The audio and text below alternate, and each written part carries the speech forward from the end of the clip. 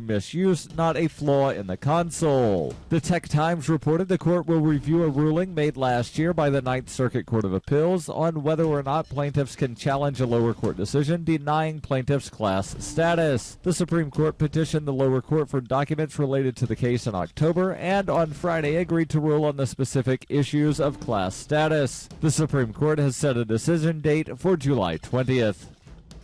For nearly 40 years, Roberts & Roberts Brokerage has been a trusted source for buying and selling precious metals like gold and silver. They also take Bitcoin for precious metal purchases and have permanently removed the minimum purchase amount for all orders paid in the digital currency. Call Roberts & Roberts today for knowledgeable advice on buying and selling precious metals and a forward-thinking approach to new technologies. 800-874-9760 or visit online at rrbi.co. Reuters reports a member of the group of armed men who have seized a U.S. wildlife refuge in Oregon has been arrested after driving a government vehicle to a local supermarket. The arrest was the first made since the group took over the buildings at the Malheur National Wildlife Refuge on January 2nd in the latest conflict over the U.S. government's control of land in the West. Law enforcement officials had so far kept their distance from the site, located about 30 miles south of the small town of Burns in Oregon's rural southeast, in an effort to avoid a violent confrontation. The Harney County Sheriff's Office said in a statement that police arrested Kenneth Mettenbach after he drove a vehicle owned by the U.S. Fish and Wildlife Service to a local supermarket on Friday. He was charged with unauthorized use of a motor vehicle. Mettenbach could not be reached for immediate comment, and it was unclear if he had retained an attorney. This has been FPP Radio News, online at fppradio.com. A total loser's corpse contained no traces of drugs or alcohol, and a superstitious Delta Airlines adds busty mermaids to its plane noses. My friend, you look like you are in need of the world's finest internet news summaries. Please come in and warm yourself by the fire of knowledge. This is the Onion Week in Review. A new law passed in Colorado this week will allow residents with a doctor's prescription to purchase medicinal fireworks, saying that those in need of stargazers, firecrackers, and Galleria highlights now need only obtain a doctor's prescription. State officials expressed hope that the law would ease the suffering of those in need of huge, dazzling explosions. And in this week's op-ed pages, a man notes that, like it or not, we all die, then get dug up and molested. In other news, white male privilege is squandered on a job at Best Buy, and a local TCBY has missed the past 2 logo changes. Well, that's it for now. Goodbyes are bittersweet, my love, so I'll only tell you, for more, keep checking theonion.com. This is the Onion News Network.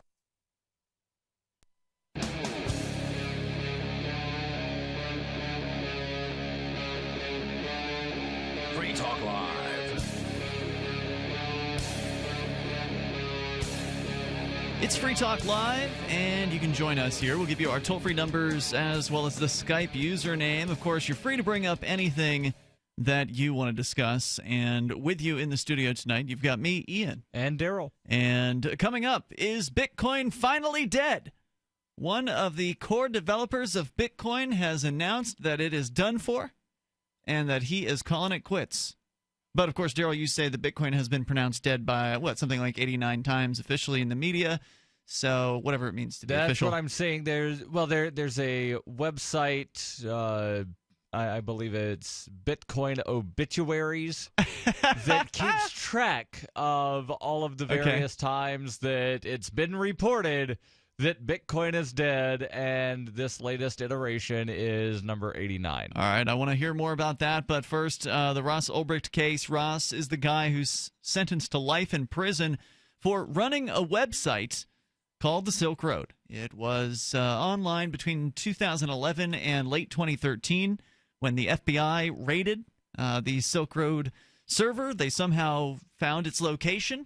And we still magic. And we still don't know how, because that was never addressed in the actual court hearings. That there was an affidavit that was filed by the police officer or the federal agent involved. Was this the one that was corrupt, or is it a different one? Different one. Okay. But what he claims happened, one, is not at all how things work on the internet, the Tor portion of the internet, and two, even if he could do what he claims he did, he would have been violating federal rules on how they can obtain information. Basically, what he claims was, well, I tried putting in a username and password, and it ultimately revealed the IP address of the server.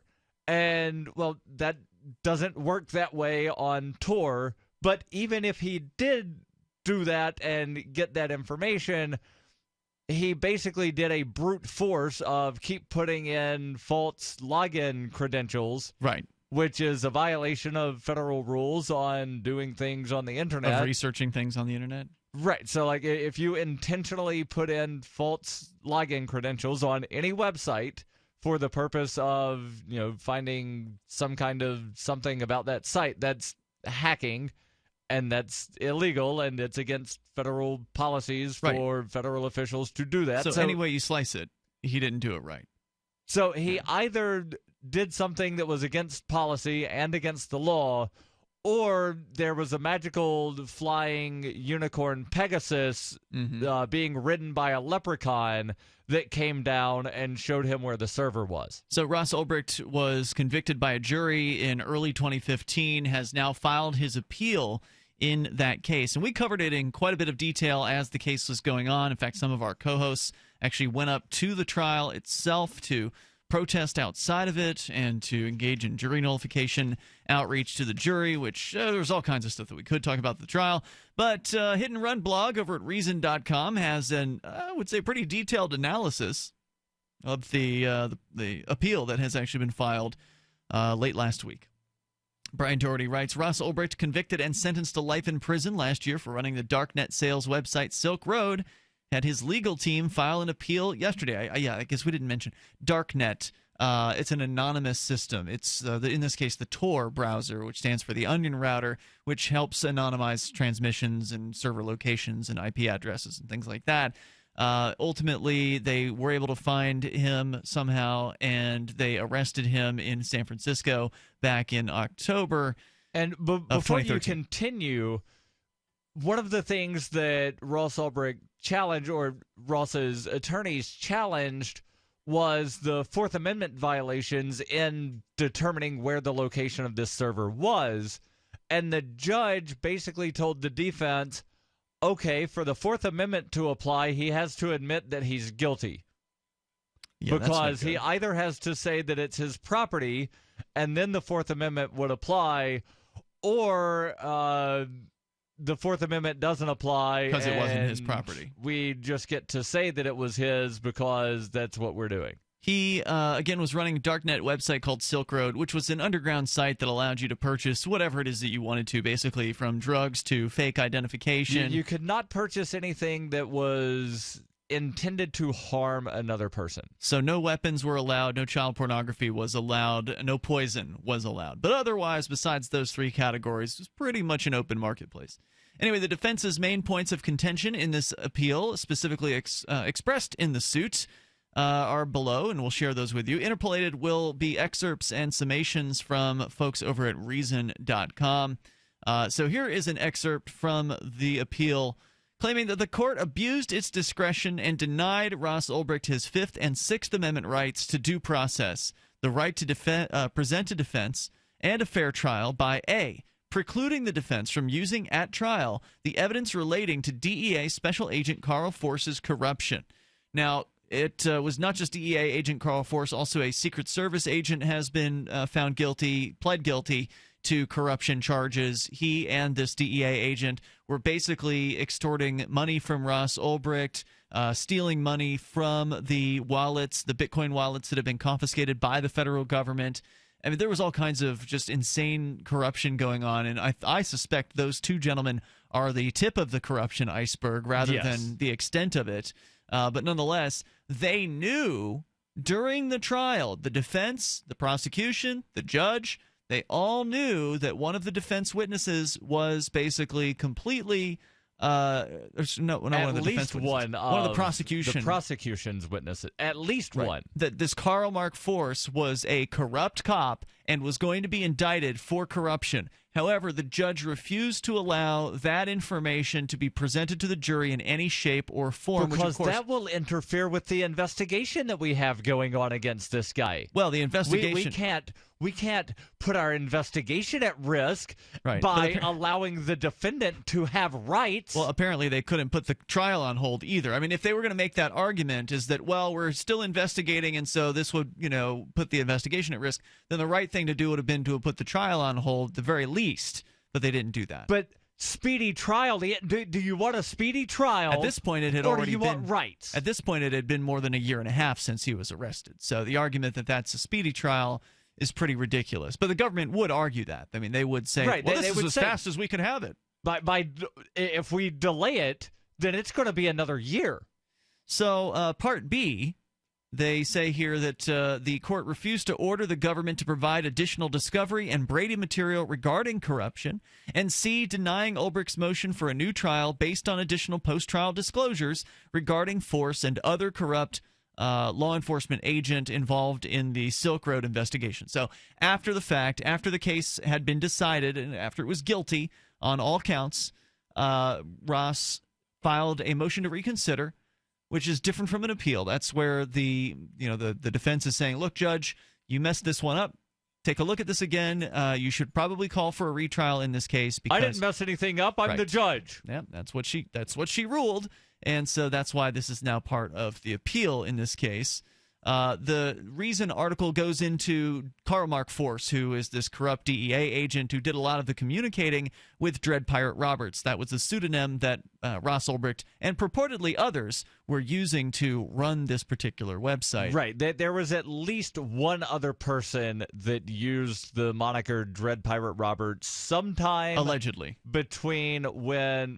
Allegedly, and based on the testimony of several, or rather what would have been testimony of people, but the judge did not allow them to be witnesses.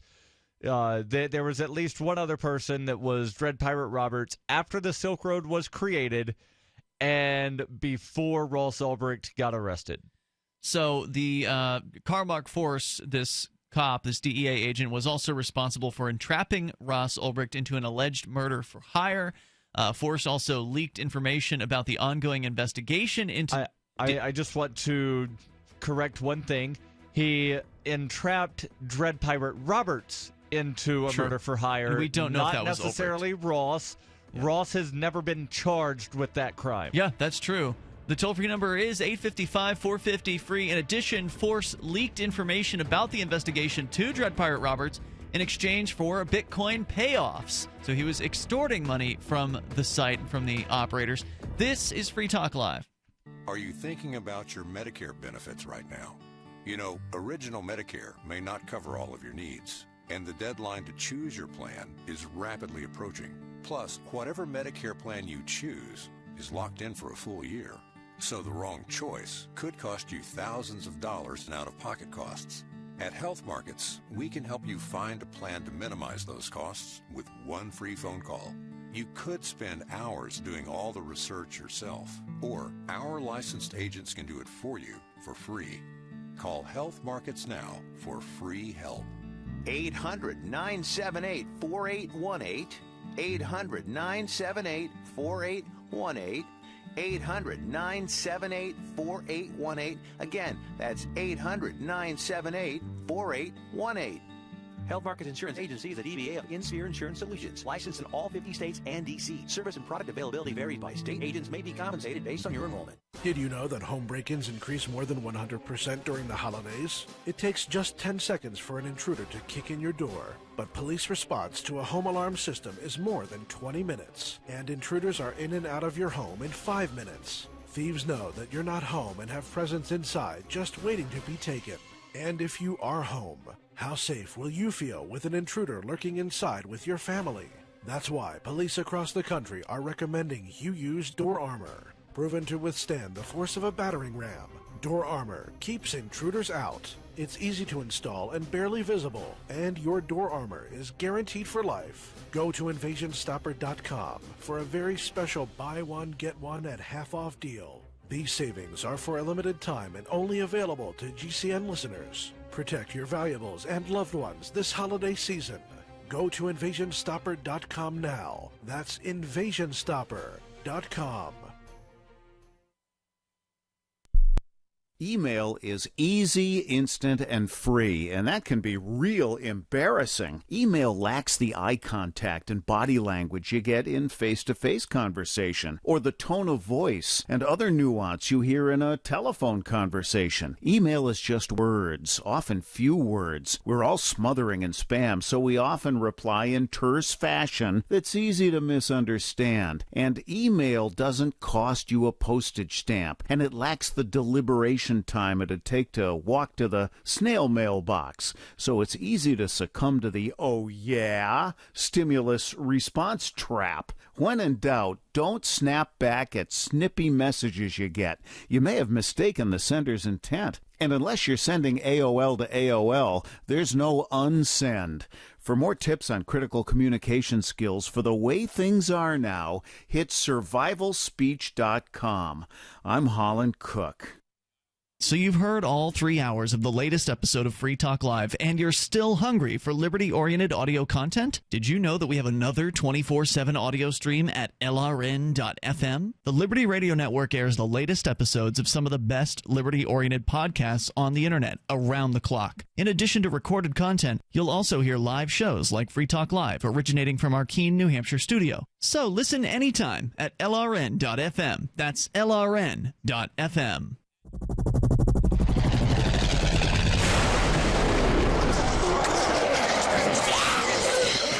In Survivor Max 2, School Bites, Max must scavenge through a wasteland swarming with the undead. Desperate to find the medicine he needs, he discovers a community of survivors at his former school. Has he finally found the safe haven he's been looking for, or will he discover that school bites? Look for Survivor Max on Facebook, read reviews on Amazon, and read Chapter 1 at survivormax.com. You can sign up to receive the latest about the Liberty Radio Network via our email updates at updates.lrn.fm. That's updates.lrn.fm.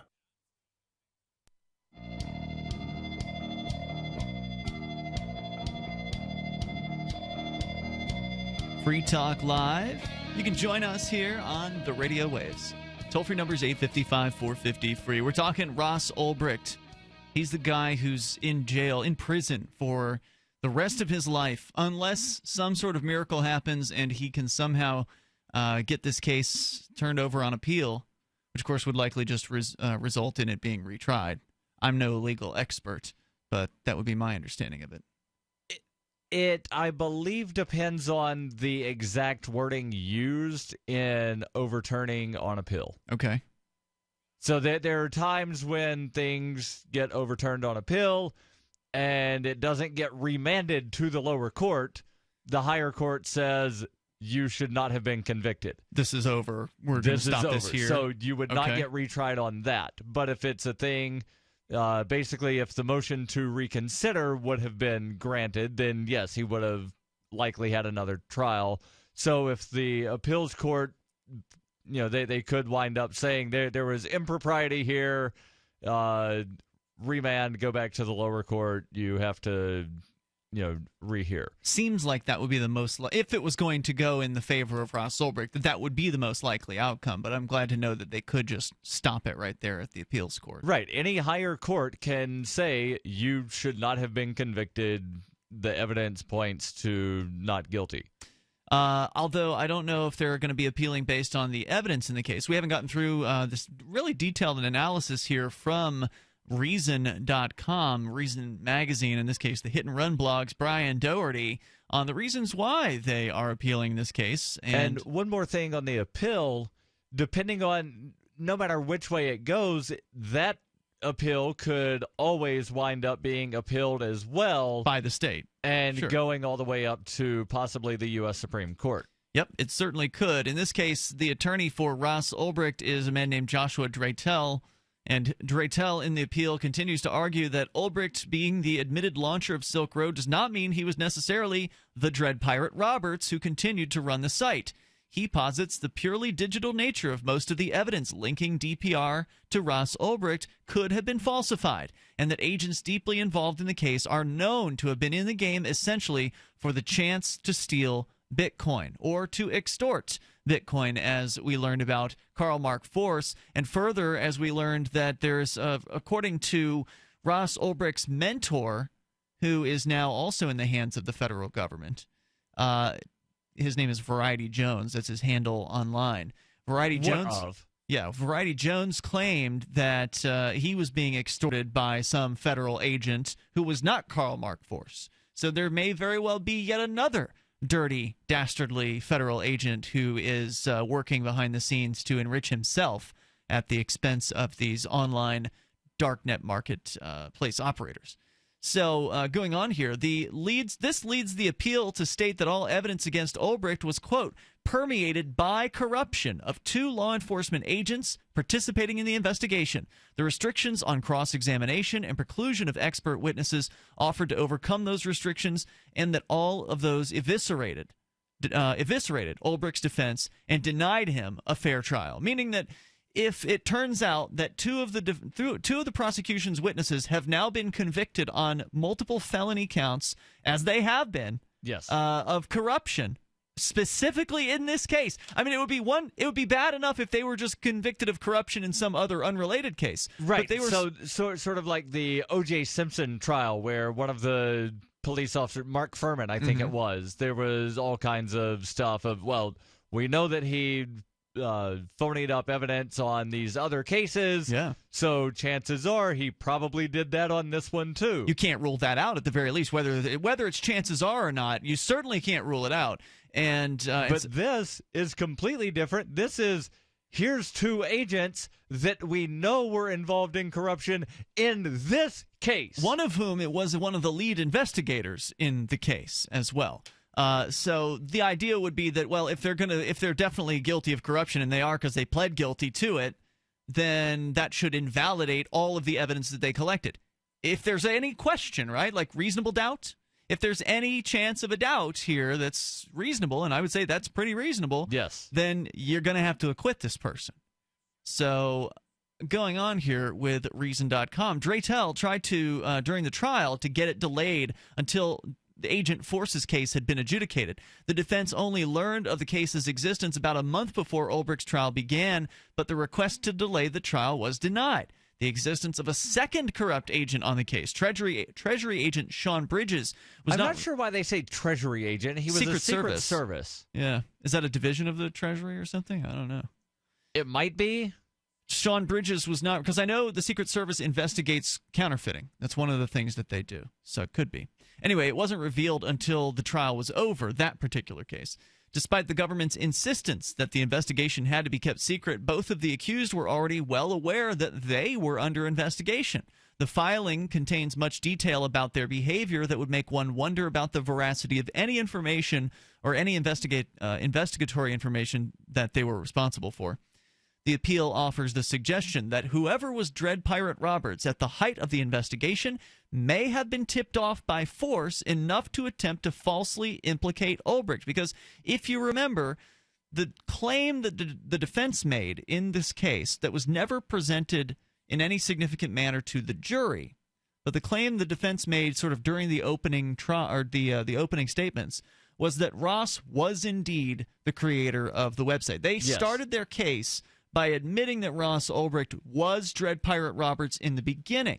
But the story, the sort of narrative in this opening statement was that, well, he was Dread Pirate Roberts, but then he gave up the role to someone else. Yes. And that someone else did all these alleged things, like the murders for hire. And then brought Ross back in at the very end. Right, and that somehow this someone else got wind that he was being investigated, which is why he reached back out to Ross and somehow reeled him in. Ross never took the stand, so we never got to hear that part of the story. They never were able to call the witnesses that they wanted to call in this case.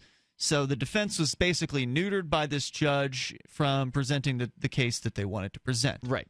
So the claim was going to be that this Mark Force, this corrupt DEA agent was the one who was selling information. This is highly illegal for a federal agent or any local cop. If a local cop knows that the local drug dealer is being investigated by the drug task force and the local cop goes and tells that drug dealer, no, I think that the cop should be able to do that because I think the war on drugs is ridiculous. Yes. But all that said, that's illegal behavior from that cop. And if that cop had handled any evidence, it should have been thrown out because he's obviously not trustworthy and is willing to break the rules in the chain of evidence and things like that. Right. And something that you'll get into in this report from Reason, there was even one of the prosecution witnesses that testified, well, we thought that it was Mark Karpeles, the guy running Mt. Gox. That's right. We thought it was him. Who, by the way, has been brought up on charges for running this other website, Mt. Gox, which was not an underground market. It was just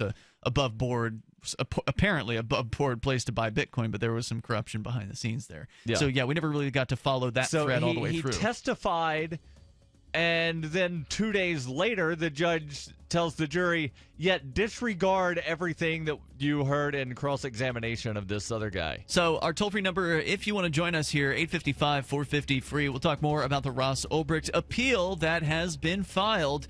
Is it going to be enough to save him? I don't know. But if you want to contribute to their attempt, you can go to freeross.org. They have ways for you to do that there with Bitcoin and other stuff like PayPal. It's Free Talk Live. Hey guys, Pat Matthews here to tell you all about the newest and best way to sell your products online. It's buysellmakeoffer.com, a brand new site to sell your stuff online. Your old golf clubs, sports equipment, tools, and yes, even your car. Forget about the other guys. Buysellmakeoffer.com will never charge you item fees. Go to the website now and sign up so that you can soon load all your stuff up to sell. This is not an auction site. Just use our resources along with Skype and videos to sell your items quickly and with no fees. Go right now to user-friendly buysellmakeoffer.com, where the first 30 days are on us.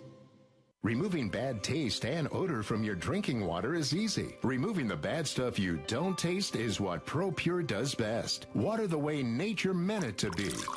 Clean, crisp, and refreshing. See the complete line of ProPure countertop, inline, gravity, and household water filtration products. Visit your authorized ProPure dealer or ProPureUSA.com. That's ProPureUSA.com or call 800-544-3533. Free Talk Live. I don't care what they wrote down on pieces of paper. The fact is, this government exists through consent. It exists through mass consent because people believe in it. It's a cult. People believe in the idea that it's okay to aggress against their neighbors so long as they have a good reason for it. They believe that it's okay to aggress against their neighbors so long as a majority of people walking into some booth check a box somewhere. People spend more time thinking about the government and pledging allegiance to the flag than they do. Many people spend more time pledging allegiance to the flag than they do praying to their God. Their religion is this government. It's actually, if you believe in like the Christian religion and all that, putting other gods above your God is usually a pretty bad thing. Yeah, to me, the Pledge of Allegiance is simply a prayer to the God of the government. It's essentially religious indoctrination for the state. Free Talk Live, 7 nights a week from 7 to 10 Eastern, live on the Liberty Radio Network at LRN.FM. This is your Robertson Roberts Brokerage Daily Precious Metals Update. In early trading Friday, gold is $14 higher at $1,092 per ounce. Silver is 21 cents higher at $14.10 per ounce. Bitcoin is trading at $387 US. Gold and silver are making big moves today, fueled by growing concern in both U.S. and overseas markets. Prepare yourselves. Give us a call today at 800-874-9760 or online at rrbi.co.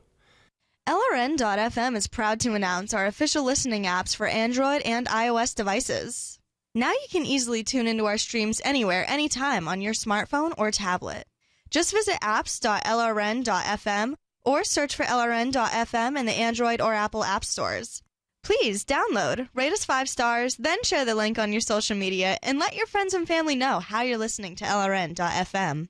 Download it now, free at apps.lrn.fm. Hi, I'm Derek J. To me, an activist's calling is to actively work to advance a cause. The cause for which I work is personal freedom. I believe my life is best when I engage in voluntary interactions and self-government. I reject the idea that anyone else has a higher claim to my life or my body than I do. I see people who call themselves the government as a threat to my personal freedom. I realize you may feel differently, but my relationship with the people who call themselves the government is completely involuntary. If Starbucks used some of its money to drop bombs, I wouldn't shop there. So why would I support the American empire? The empire does not require my consent. Derek J's Victimless Crime Spree. Watch it for free and order the Director's Cut DVD at victimlesscrimespree.com. That's victimlesscrimespree.com. What's up next? Visit the Liberty Radio Network program guide to find out at shows.lrn.fm. That's shows.lrn.fm.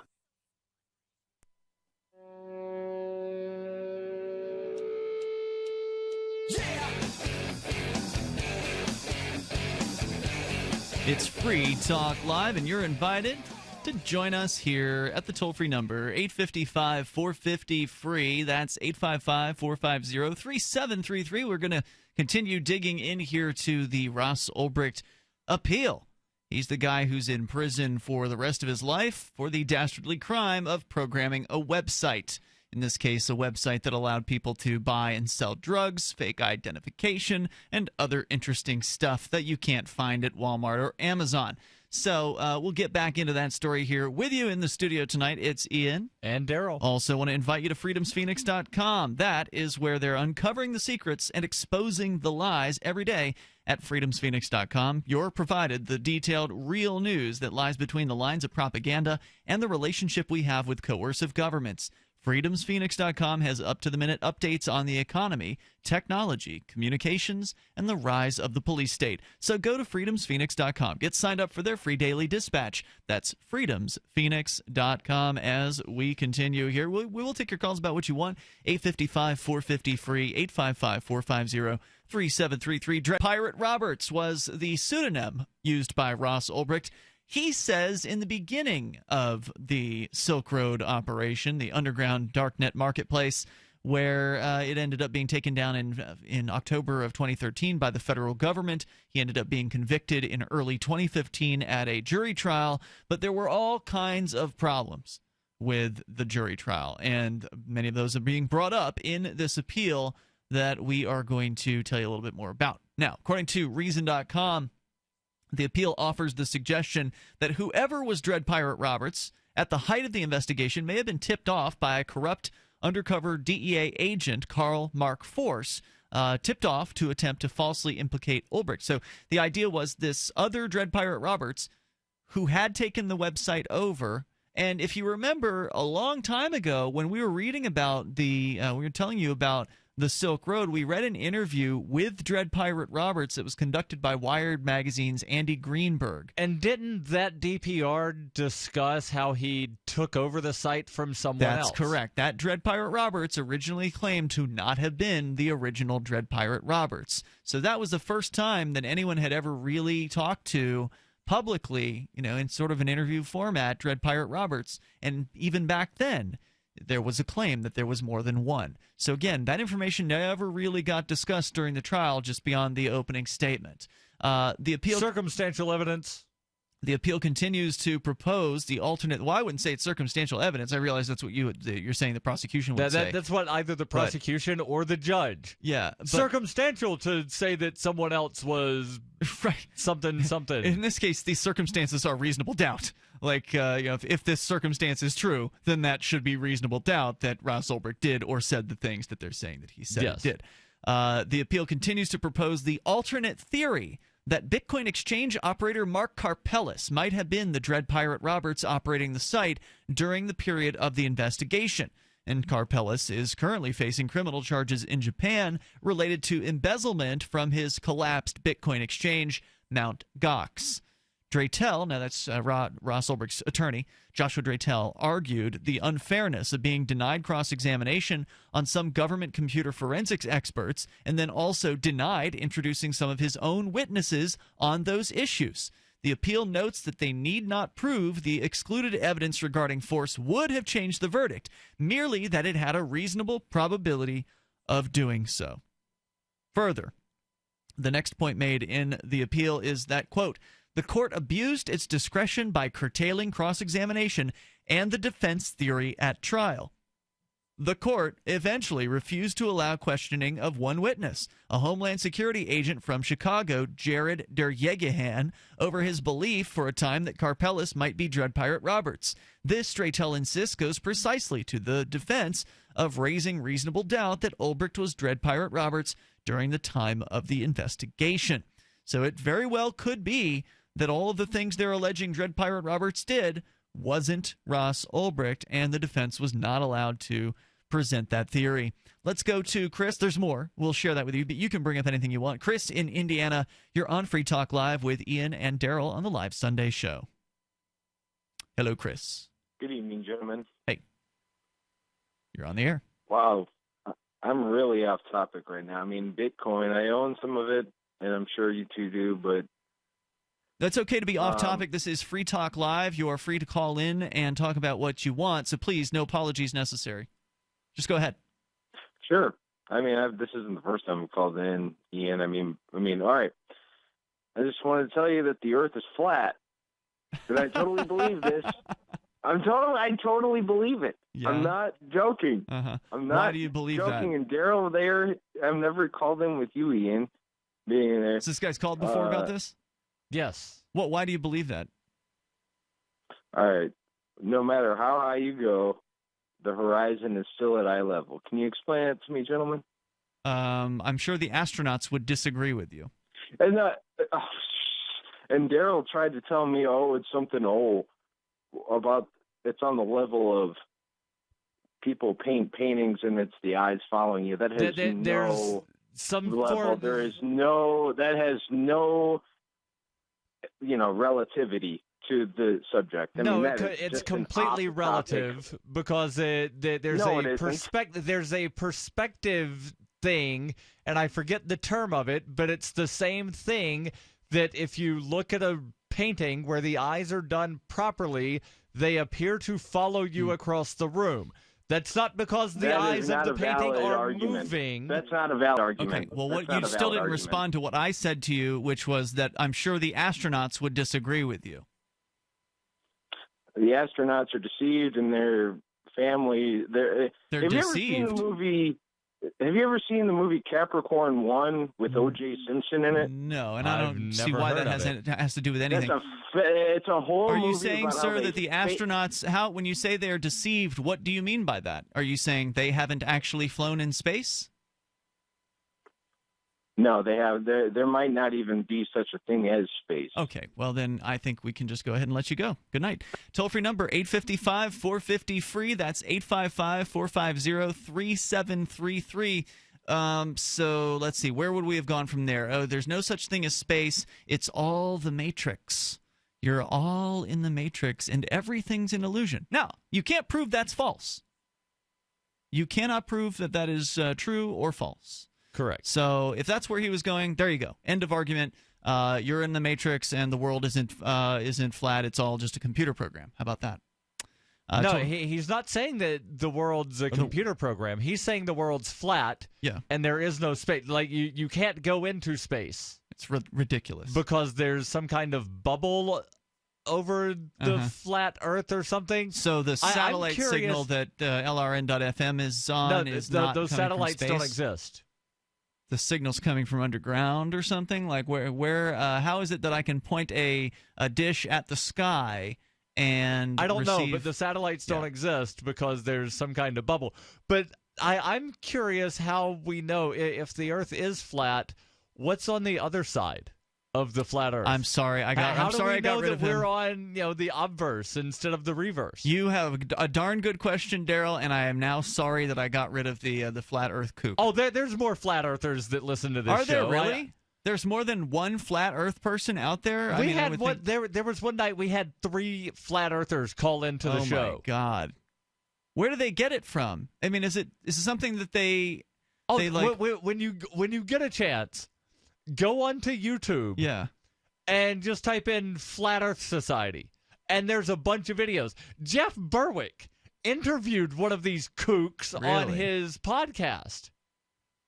That sounds like it'd be entertaining. You can go down a rabbit hole, and 7 hours later, you're watching videos still explaining flat Earth and that none of it is real, and like all of it was the every space mission that's ever happened was just filmed in the Vomit Comet out in Vegas. Wow. Toll-free number tonight, 855-450-FREE. That's 855-450-3733. These people are apparently for real, and you can join us here, toll-free. You can also join us via Skype. The Skype username, LRN.FM. Just bring up whatever old crazy crap. It's Free Talk Live. More about Ross Ulbricht coming up. All right, listen up, because this is the most important thing you're going to hear all day. What if I said you could make money flipping houses without any cash, credit, or manual labor? And what if I said you could do it part-time from the comfort of your home? Sound unflippin' believable? Hi, I'm Preston Ely, and I'm going to prove it by sending you a free copy of my smash hit selling book, How to Get Rich in Real Estate. It sells online for $19.95, but I'm giving away 5,000 free copies this week. To get one before they're gone, call 1-800-961-8439. I used to be so broke, I had my electricity shut off 9 times, but I figured out a simple way to make money flipping houses without even breaking a sweat. Now I'm living the good life, and so should you. Listen, if you're sick and tired of stressing about money, this book could change your life. Hands down, it's the fastest, easiest way to get started in real estate. Let me prove it. Call right now to find out how to get your free book. When they're gone, they're gone. Call 1-800-961-8439. 1-800-961-8439. Dr. Joe Wallach is not your typical doctor. Both a veterinarian and naturopathic physician, Dr. Wallach asked, why does America spend more money on health care by far and yet ranks 50th in health and longevity worldwide? The doctor believes that people should be empowered with a basic understanding of nutrition, then take charge of their life to attain optimal health and longevity through nutrition, not by toxic prescription drugs that lead to side effects, requiring more toxic prescription drugs. Talk about being dependent on drug companies, to our own destruction no less. This is clearly a deadly recipe. Doc Wallach's message is resonating with an increasing number of Americans who are waking up to all the government and big pharma manipulation of our healthcare system. I like what Doc Wallach is saying and doing to enlighten people and have joined forces to help this tireless crusader spread his message. Visit GCNminerals.com and listen to Dr. Wallach's Deadly Recipes lecture. It makes a lot of sense, and I invite you to join the GCN Minerals team. Go to GCNminerals.com. That's GCNminerals.com.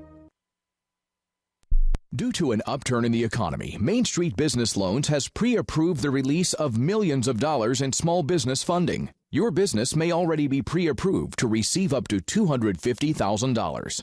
We've sent out millions of pre-approval letters. We see the economy growing, and our underwriters believe now is the time to invest in your business so you can grow faster and make more money. And we're prepared to give you up to $250,000 to do it. Your funds can be available in 5 days. There are no application fees, no annual fees, just quick access to up to $250,000. If your business did not receive your approval letter to get up to $250,000, call Main Street Business Loans Approval Desk now. 800-430-4505. 800-430-4505. 800-430-4505. That's 800-430-4505. DVD, books, music, instruments, periodicals, computers, software, electronics, photo, cell phone, office products, home and garden, bed and bath, furniture, kitchen, pet supplies, automotive, hardware, apparel, shoes, jewelry, grocery, healthcare, sports and outdoors, toys, games, used, and more. It's a department store at your fingertips. Shop.freetalklive.com. Get all your shopping done, get a great deal, and a portion of your purchase goes to benefit Free Talk Live when you enter Amazon via shop.freetalklive.com.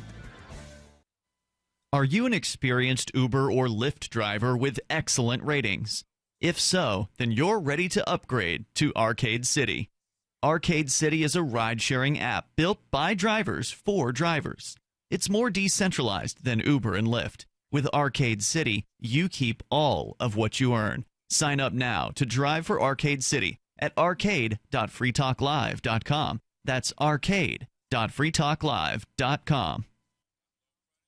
If you enjoy LRN.FM, please contribute to your favorite shows via their websites and become an amplifier at amp.lrn.fm. That's amp.lrn.fm.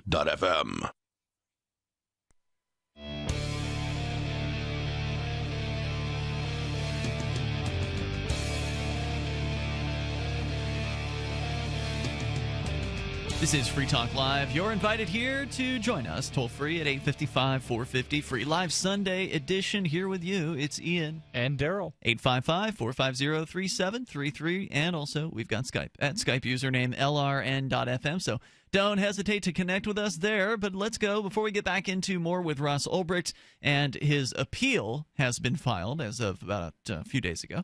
We'll tell you more about that. First, Joe is with us. And Joe is listening in Alabama online. Hello, Joe. You're on Free Talk Live. Hello. Hey. I had heard where Mark had took an absence trying to get awareness to the fundraiser of the to where they promote the Free Talk Live programming. Yes, sir. That would be the Free Talk Live AMP program, which listeners can go to amp.freetalklive.com. AMP stands for Advertise, Market, and Promote, and it is a way for our listeners to get behind the show and help us promulgate this program to as many different internet connections, satellite listeners, and radio listeners as possible. So it's a big help for us when folks join the AMP program at amp.freetalklive.com. And yeah, Mark wanted to see more support for the show. He was kind of disenchanted, maybe having a little bit of a midlife crisis, in my opinion, and definitely needed to take some time off. So he is away. Your thoughts? Go ahead. Now, I enjoyed Darryl being on the air, but I'm just curious on how the fundraiser is coming to whether or not Mark will be coming back, or is he going to stay gone? There has been about $1,000 a month that had been raised through a big boost in people signing up for the AMP program within about a couple weeks after Mark left the airwaves. It's since slowed down, as one would expect things to do.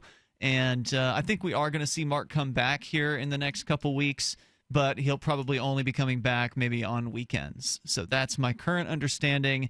I can't guarantee he won't change his mind before then, so I can't make any guarantees until he's actually back. He's due back in the state on like Saturday, so I guess we'll figure it out then. Yeah, maybe as soon as Saturday, presuming he wants to come in then. So again, I'm not going to make any promises to anyone. I'm just, this is what I've heard.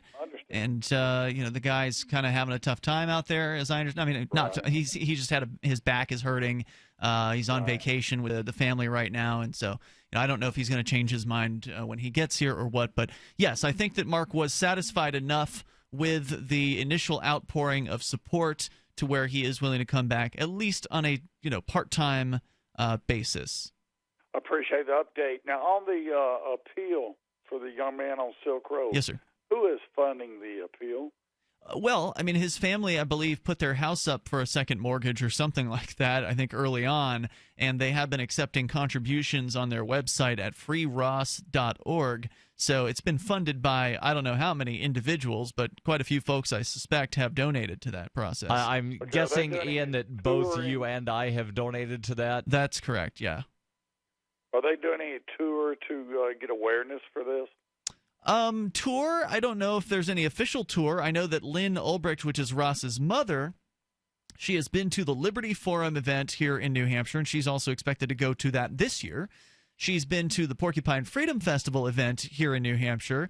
I don't know if she's expected at that this year, but I believe she's been at either 2 Liberty Forums or 2 Pork Fests, one or the other. She's been to a couple of possibly 2 of each. Could be. I don't remember which year she first started. I think she might have come to Pork Fest first and then went to Liberty Forum and Pork Fest. I don't know. Anyway, so yes, she's been promoting this as much as she possibly can. If you go on a tour, obviously your costs of the tour can't exceed the amount of money that you receive in donations. So there's some risk in going on a tour. You really have to have somewhere to go to where there's going to be a large audience in which you could then raise enough money to go to the next stop on your tour and raise enough money to actually put towards the defense fund. Yes. So I imagine that's kind of a tricky thing to put together. But I'm sure, Joe, if you have any ideas, they'd appreciate it. All right. Thanks so kind. Hey, thanks for the call. And don't forget to check out freeross.org. That'll be a way for you to help out, even if you can just throw in $5 or $10. If you appreciate what Ross did, if you appreciate the fact that, and thanks for the call, Joe, if you appreciate the fact that Ross Ulbricht created this amazing thing, we haven't talked about, really what the Silk Road did, and I think it does deserve mention in any conversation about underground markets and the Silk Road. There are now dozens of underground markets online, so when the feds thought they were going to somehow stamp out the underground market world by shutting down the Silk Road, they actually created, the opposite of their intended effect. Right, because that's what happens when governments try to ban things. I remember being told in high school all the reasons that alcohol prohibition was a failure. Mm-hmm. But yet, somehow we're to believe that drug prohibition is not a failure, but it's the same thing. You're prohibiting something, and you wind up getting more of it. And the same things happen. You not only get more of it, but you get criminal activity that surrounds it, that makes the distribution of it dangerous, even to people who are standing around on the streets, who might get shot in a drug dealer dispute of some sort. And the reason people get shot is because you can't call the police to say, I had a bad experience. Right. If you go to, let's just say, Walmart, for example, and you purchase a product and you get home and that's not, it's something completely different in the box, and you go back to Walmart and Walmart says, we're not giving you a refund because you left the store with this box, and so no. Well, there are ways that you can, try to handle that dispute. One of those things would be, like call the Fair Trade Commission or call a lawyer or call the police and say, I bought this thing and they're refusing to blah, blah, blah. You can't do that with the drug dealer. Generally not. Because you buy a product and you turn out, I thought this was, this particular product, it wound up being, 80% pure instead of 100. You can't call the police and say, well, you could. There's nothing stopping you from calling the police. It has happened where people have called the cops to say, I got bad drugs. Usually that they get arrested. They're the ones that wind up getting arrested because they're admitting that they're possessing something illegal. How often getting a bad deal on a consumer level leads to gunfire, I don't think that happens too often. But, from drug dealer to drug dealer. There are legal means to resolve that dispute. No, but I mean in the illegal market. At the street level, you're probably not going to see a whole lot of that. But between dealers, protecting territory and things like that, a lot of times, if higher level people get ripped off, then there's tens of thousands of dollars on board, and that can result in more likely to have violence. If it's just somebody getting a bad bag of cocaine, on the streets, odds are good they're not going to shoot up the dealer's house. They're not going to go shoot them, but, it could turn into a physical confrontation if they go confront the person and say, hey, you gave me some BS. I bought... It could, if the dealer denies it, and then, sure. You're questioning my ethics and my reputation. I never sell bad stuff, and then it turns into fisticuffs. Yeah, it absolutely could. I mean, because that's all you got in the black market. But the Silk Road stops those things from happening by allowing both buyer and seller to be anonymous participants in an exchange. You don't have to meet the person face to face. If somebody wants to meet you face to face, look out. They're probably a federal agent. Right. You should not be ever meeting someone but from the Silk Road. That's how on the street drug deals generally happen is you meet somebody face to face. And that's how you get robbed. That there are things where there could be like the blind drop sort of thing, but you really have to trust whomever. It's very uncommon, but it happens occasionally. The Silk Road brought a lot of safety to the black marketplace. People are not getting robbed. They're not getting beaten. They're not having those things happen to them because they don't know the dealer. They don't know where the dealer even lives. The product just shows up at the place that they told the dealer to send it to. And so there's that. And then also it reduces harm from the drugs because in the black marketplace, you generally don't know what you're getting. You don't know the quality that you're receiving from a dealer on the streets. But on the black market, on the underground market sites like the Silk Road, the dealers were, even though they were anonymous, were in open competition with one another. So it was important for the dealers to offer good quality products so they would get good ratings, sort of like on eBay. That way more people would buy from them. So the dealers had the incentive to provide what they were advertising. Otherwise, they get negative reviews from their customers. If they get enough negative reviews, they're done for. So there was a real incentive for quality products to be available at a good price. So really, everything the Silk Road did was good. They saved people's lives because of these things. People did not die in robberies gone bad. People did not die from overdosing because they got some bad batch that they, didn't expect to get. Now, some people will say that, well, my son still killed himself with the product he got from the Silk Road. Well, that's because he may have intended to kill himself. Right. You don't accidentally overdose on something if you know that the dose is what you ordered, and almost every time on the Silk Road, the dose is what people order because that's what the market provides there because of competition. And there are ways to test batches of product that you get from the Silk Road to verify. There are labs that you can send these drugs to that will check it and say, yes, this is the real deal. You did get what you ordered. So anyway, toll-free number here, 855-450-FREE. So the Silk Road was a boon to humanity, and it's tragic that Ross Ulbricht is spending the rest of his life in prison over it. We'll tell you more about his appeal coming up. Currency is too important a thing to be left in the hands of government bureaucrats, especially when billions of dollars can be created with the swipe of a pen.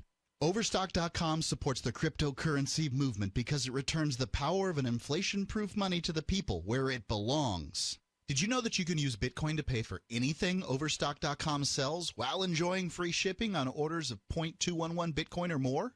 If you support freedom in the cryptocurrency movement, you should support Overstock.com. Are your kids spending too much time online? Are they gaming instead of doing homework? Are they on Facebook instead of sleeping? Turn their internet access on or off when you want for free at webcurfew.com. 100% web-based interface means nothing to download, install, or configure. Web Curfew is free and controls any device using your home network without slowing down your internet. Block all adult web content with a click of a button. Don't let the internet raise your kids. Take back control of how and when your home internet is used for free. Visit webcurfew.com. I love My Magic Mud. I drink a lot of coffee. I had stains on my teeth. Then I found My Magic Mud, and I was told it would remove stains. So I paid attention when I brushed the first time. My Magic Mud is black tooth powder, and the difference it made in my teeth in one application was noticeable. With 4, my teeth were as white as you normal folks out there. Please go to mymagicmud.com and buy a jar. There's 150 applications for $25. You can use Bitcoin, mymagicmud.com. The 3 most important things you can do for Free Talk Live are: 1, share 1 episode a week on Facebook or in some other social networking site. 2, buy the things you buy online through shop.freetalklive.com. 3, give $5 a month to the AMP program. It's my firm belief that Free Talk Live's AMP program is the best use of your charitable dollar among liberty-oriented organizations. Support all the organizations you love, but make sure you give $5 a month to AMP at amp.freetalklive.com. You're listening to the live edition of Free Talk Live. Hour number 2 is next after the news here on the Liberty Radio Network at LRN.FM. From Keene in the Shire, the Liberty Media capital of the world, this is Darryl W. Perry, host of FPP Radio News for Sunday, January 17th, 2016. Silver is trading at $13.92 per ounce. Gold is valued at $1,089 per ounce. And according to BitcoinAverage.com, the average price of Bitcoin is $384. Antiwar.com reports, as expected, the International Atomic Energy Agency has issued a statement affirming that Iran is in full compliance with all commitments under the P5+1 nuclear deal, with IAEA Chief Amano Yukiya praising all involved for making the pact happen. The IAEA statement obliges the international community to lift all nuclear sanctions against Iran, something they have wasted no time doing. Even the U.S., which was believed to be the last to abide by the treaty, has seen an order by the State Department to immediately lift all nuclear sanctions. This means tens of billions and, by some estimates, over $100 billion in Iranian assets frozen in the West will be freed up, and Iran will be able to sell its oil internationally like any other country. The freed up assets are expected to set the stage for massive Iranian spending on modernization of their economy. The last measure Iran needed to complete for compliance, the removal of the core of the Arak heavy water reactor, was completed on Friday. The reactor, meant to produce medical isotopes, is to be redesigned by one of the P5+1 members, likely China, to satisfy international objections. The hopes that the implementation would boost international diplomacy with Iran were bolstered by a side deal between Iran and the U.S. to exchange prisoners. 5 U.S. detainees were freed in return for 7 Iranians in this case. FPP Radio News is brought to you by Bitcoin Not Bombs.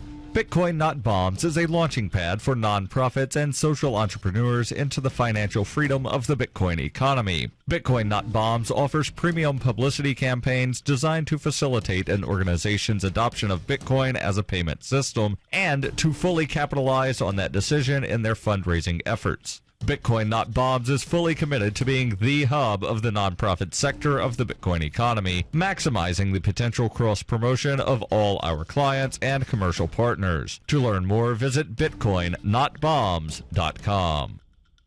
UPI reports the U.S. Supreme Court has agreed to hear a class action lawsuit against Microsoft from Xbox users who allege the game system damages game disks. The suit claims that a flaw in the design of the system causes disks to spin erratically, permanently damaging them. NBC News reported a federal judge threw out the lawsuit in 2012, saying that there were not enough plaintiffs in the case for it to qualify as a class action. Microsoft argues that only 0.4% of users reported the disk scratching issue, and that the damage was due to misuse, not a flaw in the console. The Tech Times reported the court will review a ruling made last year by the Ninth Circuit Court of Appeals on whether or not plaintiffs can challenge a lower court decision denying plaintiffs class status. The Supreme Court petitioned the lower court for documents related to the case in October, and on Friday agreed to rule on the specific issues of class status. The Supreme Court has set a decision date for July 20th.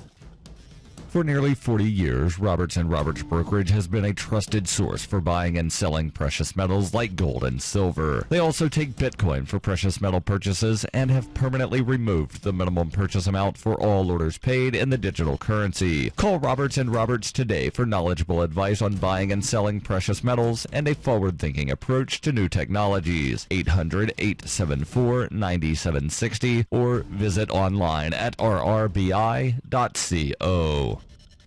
Reuters reports a member of the group of armed men who have seized a U.S. wildlife refuge in Oregon has been arrested after driving a government vehicle to a local supermarket. The arrest was the first made since the group took over the buildings at the Malheur National Wildlife Refuge on January 2nd in the latest conflict over the U.S. government's control of land in the West. Law enforcement officials had so far kept their distance from the site, located about 30 miles south of the small town of Burns in Oregon's rural southeast, in an effort to avoid a violent confrontation. The Harney County Sheriff's Office said in a statement that police arrested Kenneth Medenbach after he drove a vehicle owned by the U.S. Fish and Wildlife Service to a local supermarket on Friday. He was charged with unauthorized use of a motor vehicle. Medenbach could not be reached for immediate comment, and it was unclear if he had retained an attorney. This has been FPP Radio News, online at fppradio.com.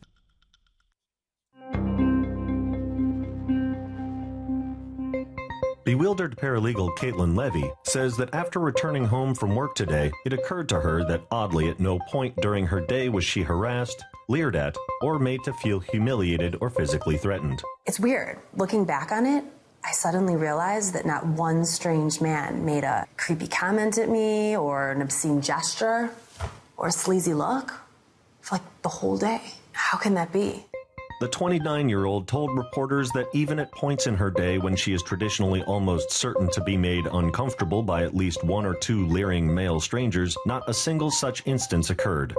I actually got to walk from the train to my office and never once catch some weirdo smiling at me or looking me up and down or slowing down his car to yell some shit out the window at me. I felt weirdly safe or something. This is the Onion News Network.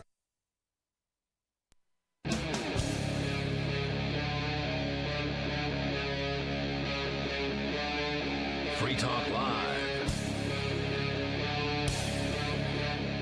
This is Free Talk Live. We have been discussing and will continue to discuss the Ross Ulbricht appeal. Who is Ross Ulbricht, Darryl W. Perry? Ross Ulbricht is one of the most heroic people to ever use the internet, in my opinion.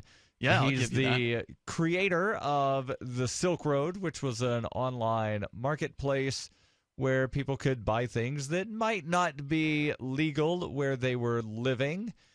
And Ross Ulbricht was convicted of having operated this. He was charged with what they call the Kingpin statute.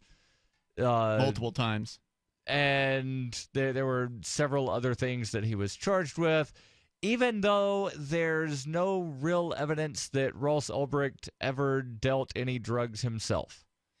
Yeah, there were some allegations that he was one of the first dealers on the Silk Road. Allegations, but I don't believe he was convicted of himself. He was convicted of conspiracy and all of this other stuff. So basically, Ross Ulbricht was convicted because people were using a website he created to sell things that were not legal. And now he's in prison for life. They have filed an appeal basically alleging that the court was incredibly biased in how they handled the case, that the federal court that heard this case in early 2015 basically denied his right to put on a fair defense, to call the witnesses that they wanted to call, to talk about the corruption that was rife within the federal government. There are now 2 federal agents, one DEA, one Secret Service, who have been convicted on guilty pleas of various corruption-related felony charges. Multiple charges. They are in prison now, although they're not in prison for as long as Ross.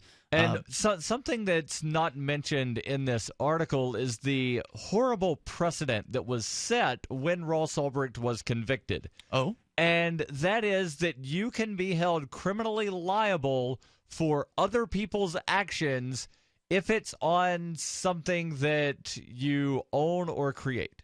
So in this case, he created a website, ostensibly owned the website. Other people did things, and so Ross is going to jail. It would be akin to the creator of Craigslist being held criminally liable for anything illegal that happens on Craigslist. Not just prostitution, but the guy that met the women and then killed them. The guy that runs Craigslist was never charged with conspiracy to commit murder because somebody killed people after meeting on his website. It would be akin to the owner of any McDonald's or any gas station being held criminally liable for the drug deals that happen on their property. And newsflash, drug deals happen in McDonald's and in gas station parking lots. I can vouch for that. Going on here, the court abused its discretion in precluding 2 defense experts. The story here from Reason.com says the defense attorney in the case, Joshua Draytell, insists that 2 computer expert witnesses were not permitted to be brought to the stand, which prevented the jury from understanding certain abstruse aspects of the government's case, particularly pertaining to Bitcoin wallets. They were going to call Andreas Antonopoulos, I know that for a fact, who we've had on this show from some of the Bitcoin conferences that we've been to. This guy is brilliant at explaining Bitcoin to people. He can take this somewhat complicated topic and really boil it down into easy-to-understand, kind of bite-sized terminology for even the untechnically adept. And, they should have been able to call him, but that was prohibited And one thing that's interesting, a lot of people, they're like, well, I don't understand Bitcoin, so I'm not going to use it. Well, I don't understand all the ways that the internal combustion engine works, but I still drive cars. Right. And someone in a case regarding engines should be able to call experts on how internal combustion engins work. Right, but the defense was prohibited from calling. I don't need to know. No, my point as a Bitcoin user, and that's what you were saying, Andreas Antonopoulos can explain to people that are curious. As a user, you don't need to know every detail about how things work. Yeah, it's nice if you want to know, but sure, but for a court case, it's important to know these things. Right, for a court case, it is. I was just saying, for the layperson, like you don't need to know every detail about how things operate in order to know that it's better than the status quo. Sure. But in the case of explaining things to a jury, having just the prosecution be the only ones to be able to call technical witnesses is a clear violation of the right to due process here. And so let's go to your phone calls and thoughts. Matt is in Tennessee. You're on Free Talk Live. We got more about Ross Ulbricht coming up here. Go ahead, Matt. Hey guys. Hey. I think you all are missing the boat. Which boat? I've listened to your show. The boat, the proverbial boat. The Earth is round. Oh, you got to be been kidding proven. Okay. Oh, wait, I thought you were going to say it was flat. Okay, go ahead. No, you had entertainment purposes in your prior hour. You know, this guy calling in, you made fun of somebody that said the earth is flat. Yeah, wouldn't you? And it's not. I was born a privileged child and have been in a 737 and saw the curvature of the earth, okay, below the Van Allen belt. Now, so I'm going to agree with the flat earth people, at least by your assessment. I don't think people have ever traversed outside the Van Allen belt. And in regard to this guy... Well, what's the Van Allen belt? The Van Allen belt is a radiation belt that human beings have never traversed outside of. Now, maybe some of their satellites have, but the human beings haven't. So you're saying no one has ever gone to the moon, is what you're saying? No, human beings have never been on the moon, and I believe the Earth is round. Okay. So you're less of a space conspiracy theorist than the last guy. Although I guess it's not a conspiracy theory to say that the Earth is flat. That's just a ridiculous theory. Because you'd have to have actually people to conspire in order for it to be a conspiracy theory. So, I'm sorry, go ahead. I don't believe in coincidences. I believe that it's a historical fact that Franklin Delano Roosevelt said that nothing in politics happens by accident. And it doesn't. And beyond that, this guy you're talking about, you know, that's had the drug thing online. Yeah. He made a mistake. He's got adhesion. The judiciary can get him for, you know, disobeying their arbitrary threats. Yeah. That's generally how the court system works. You did use the term, though, in there, he's got adhesion. What do you mean by that? Well, he has agreed to the entity through... So this is a conspiracy theory now. You're talking about the supposed adhesion contracts, which are proposed by the court... Do you have a Social Security number? The courtroom conspiracy theorists who believe they can go in, utter some magic words to a judge, and have a case thrown out. Are you one of those people? No. I want to stay out of court. Oh, yeah, that's right. You're not going to go to court, huh? So what happens when they summon you to court? What do you do? It depends on what the reason is for the court. Criminal charge. What are you going to do? You're not acting rationally. Criminal charge. What do you do? I'm not going to get a criminal charge. Well, that's a nice thing to say, but let's say you've parked your car downtown and you get a ticket. What about that? What do you do there? Well, I'm not going to do that because. So basically, you don't believe you could ever get legal fiction. But if I did, and actually, there's a guy that's got a great website that's kind of more up your alley, piratenews.org. John Lee in Knoxville, Tennessee. He's a great guy. So you'll never end up in court because you never break their statutes, huh? They'll never charge you with anything? That's what you're saying? Well, John Lee says that the best thing you can do to learn to do pro se arguments is to get a parking ticket and go fight it in court. And if you lose, it'll only cost you $15. Yeah, I tend to agree with that statement. But you're saying that'll never happen to you, so I guess we'll just leave this conversation. Thanks for the call tonight, Matt. See, a lot of people have these conspiracy theories about court, and he's one of them, but he, says he's just, too law-abiding, I suppose, to where he'll never actually get to try them out in court. 855-450 free. You can join us here, and you can bring up anything you want. It's Free Talk Live. Think you're fat? You might just be bloated. Find out by calling now for a free trial of New Biotics, the new breakthrough that flattens bloated bellies fast. For a free trial, call 1-800-965-1170. I used to be plagued by pot belly and constant bloating. After taking New Biotics, my belly flattened and continues to get flatter. My sense of bloating and discomfort is gone. If you've got a big belly, you might not be fat. You might just be bloated. New Biotics is scientifically formulated with natural ingredients to flatten bloated bellies fast by cleansing pounds of rotting food and toxic sludge from your body. It even combats periodic heartburn and acid reflux. So just think how much better you'll look and feel. Think you might be bloated? Call now for a free trial of New Biotics and see how much flatter it makes your belly. You might be surprised, but hurry, call now for details while these free trials last. 1-800-965-1170. That's 1-800-965-1170. 1-800-965-1170. Are you worried about your mom or dad living alone in their house? Hi, I'm Joan London. Listen, I know how difficult it is to find senior care for someone you love. That's why I recommend a free service called A Place for Mom. They are the nation's largest senior living referral service.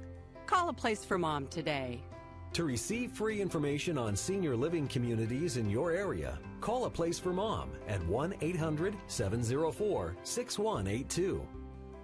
A Place for Mom offers free one-on-one advice from local advisors and a personalized list of senior living communities you can visit. If you have questions about senior care for your mom or dad, there's a place for answers, A Place for Mom. Call A Place for Mom in the next 10 minutes to get your free ebook on financing senior care as well as free information on senior living communities in your area. Call 1-800-704-6182. That's 1-800-704-6182. Free Press Publications is an independent, alternative media and publishing company founded in June 2009 with the mission of ensuring a free press for the freedom movement and is committed to spreading the message of peace, freedom, love, and liberty. FPP also gives new authors an avenue for publishing freedom-oriented material. FPP brings you daily news and commentary on the website fpp.cc, as well as a daily 5-minute newscast, FPP Radio News, and weekly news, views, and commentary in the FPP Freedom Minute and Peace, Love, Liberty Radio at fppradio.com, and the monthly newspaper FPP News at news.fpp.cc. Find FPP online at fpp.cc. That's fpp.cc, as in Creative Commons.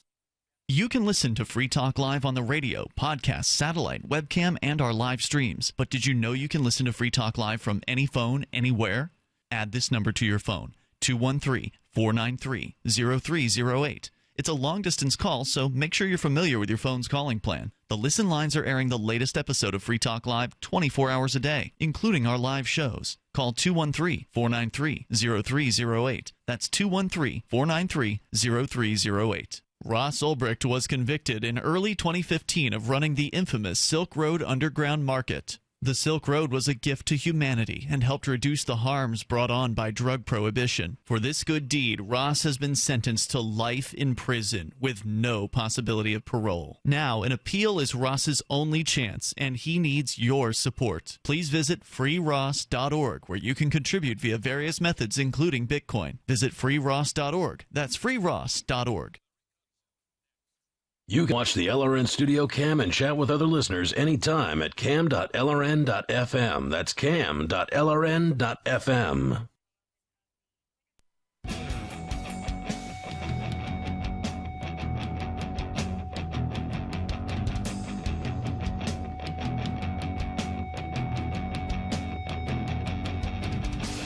This is Free Talk Live.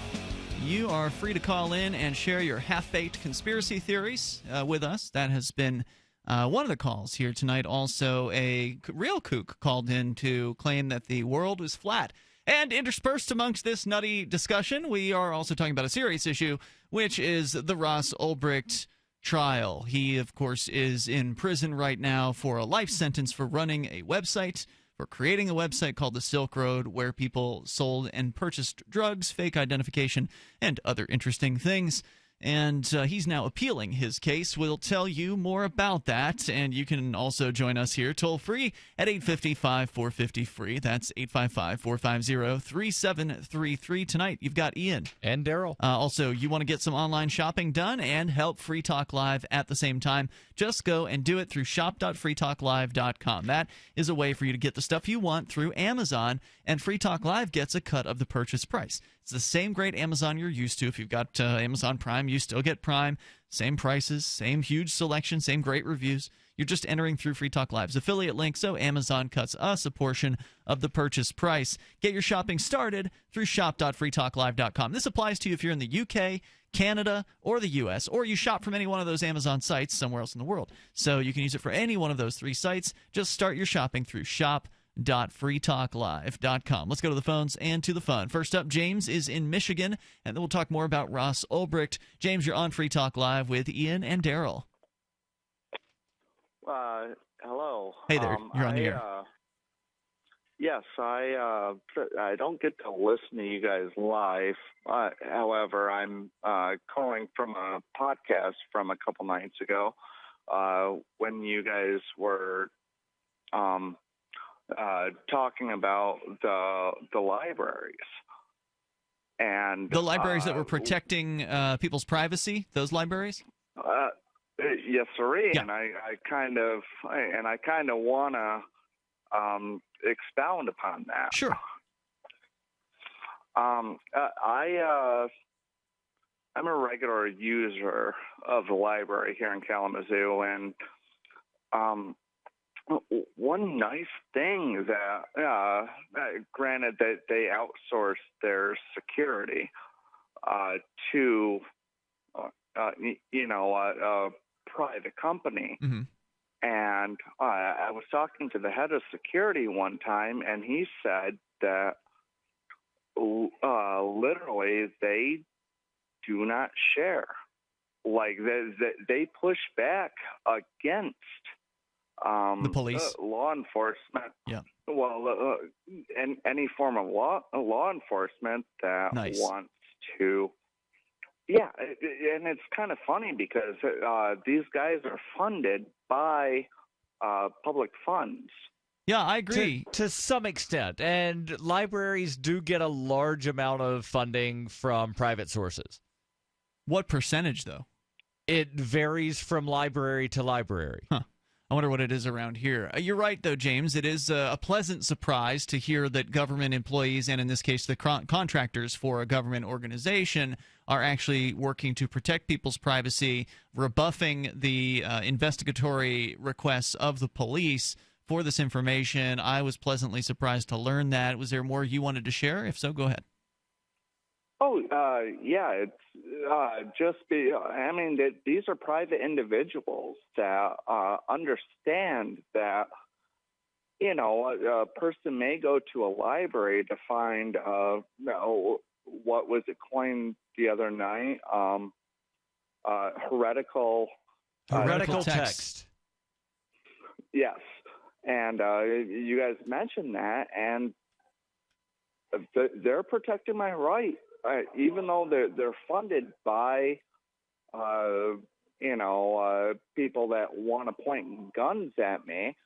They're funded by these people. Yeah, it's true. Yeah, they it was just really nice. Yeah, that they're not capitulating. Thank you, James, for your call tonight. I appreciate it, and I agree with where you're coming from there. A pleasant surprise. It almost makes me want to go to the library, but not really. I don't really want to go to the library. I have no real reason to. The last time I was in a library was because there was a meeting happening there, and I don't remember the last time I checked a book out of a library. The last time I checked a book out of a library, I was living in Texas. Okay. So a few years back. Yeah, at least 3 years ago. I do go to the Keene Library at least once a month to drop off newspapers. Right. So it is still a place some people go. Why that is, I'm not real sure. Oh, there's always people in there when I go. Yeah, maybe because they're homeless or something like that and they need to use the internet. I think that happens at libraries. That happens to some extent, but the people that I'm seeing in the library when I go, they're not homeless. There's always kids programs, families? Kids programs to help kids read or whatever. I guess that still happens at libraries. I remember going to those when I was a kid. It's back in the day. But why someone would anyone with internet access, why they would want to go to a library? Maybe they just don't want to buy a book. They'd rather rent a book. Right. There are some people that don't have good internet access where they live, so they go to the library, use that because it's better. Unfortunately, Ross Ulbricht went to the library in October of 2013 and was subsequently arrested by federal agents in that library, in the San Francisco Public Library, which Ross did make a mistake or two along the line of running the Silk Road and ultimately ended up in federal custody and now in prison. We'll continue with everybody that's in jail for committing a crime made a mistake somewhere along the way. Otherwise, they never would have been caught. Well, I mean, if somebody snitches on you, is that a mistake? Not really.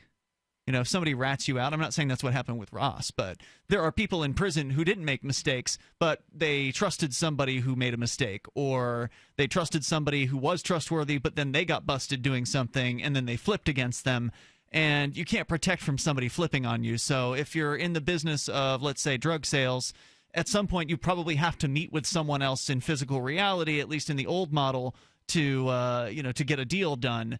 So you have to rely on someone else at some point, and that could simply be it's not a mistake to rely on another human being. It's just part and parcel of doing that particular business. And if they flip, then that's something that's really out of your control, sadly. Let's go to Jeff, listening in Illinois. You're on Free Talk Live with Ian and Darryl. Hey, guys. Hey, Jeff. Do you know what Ross's real sin was? He competed with the Federal Reserve. How's that?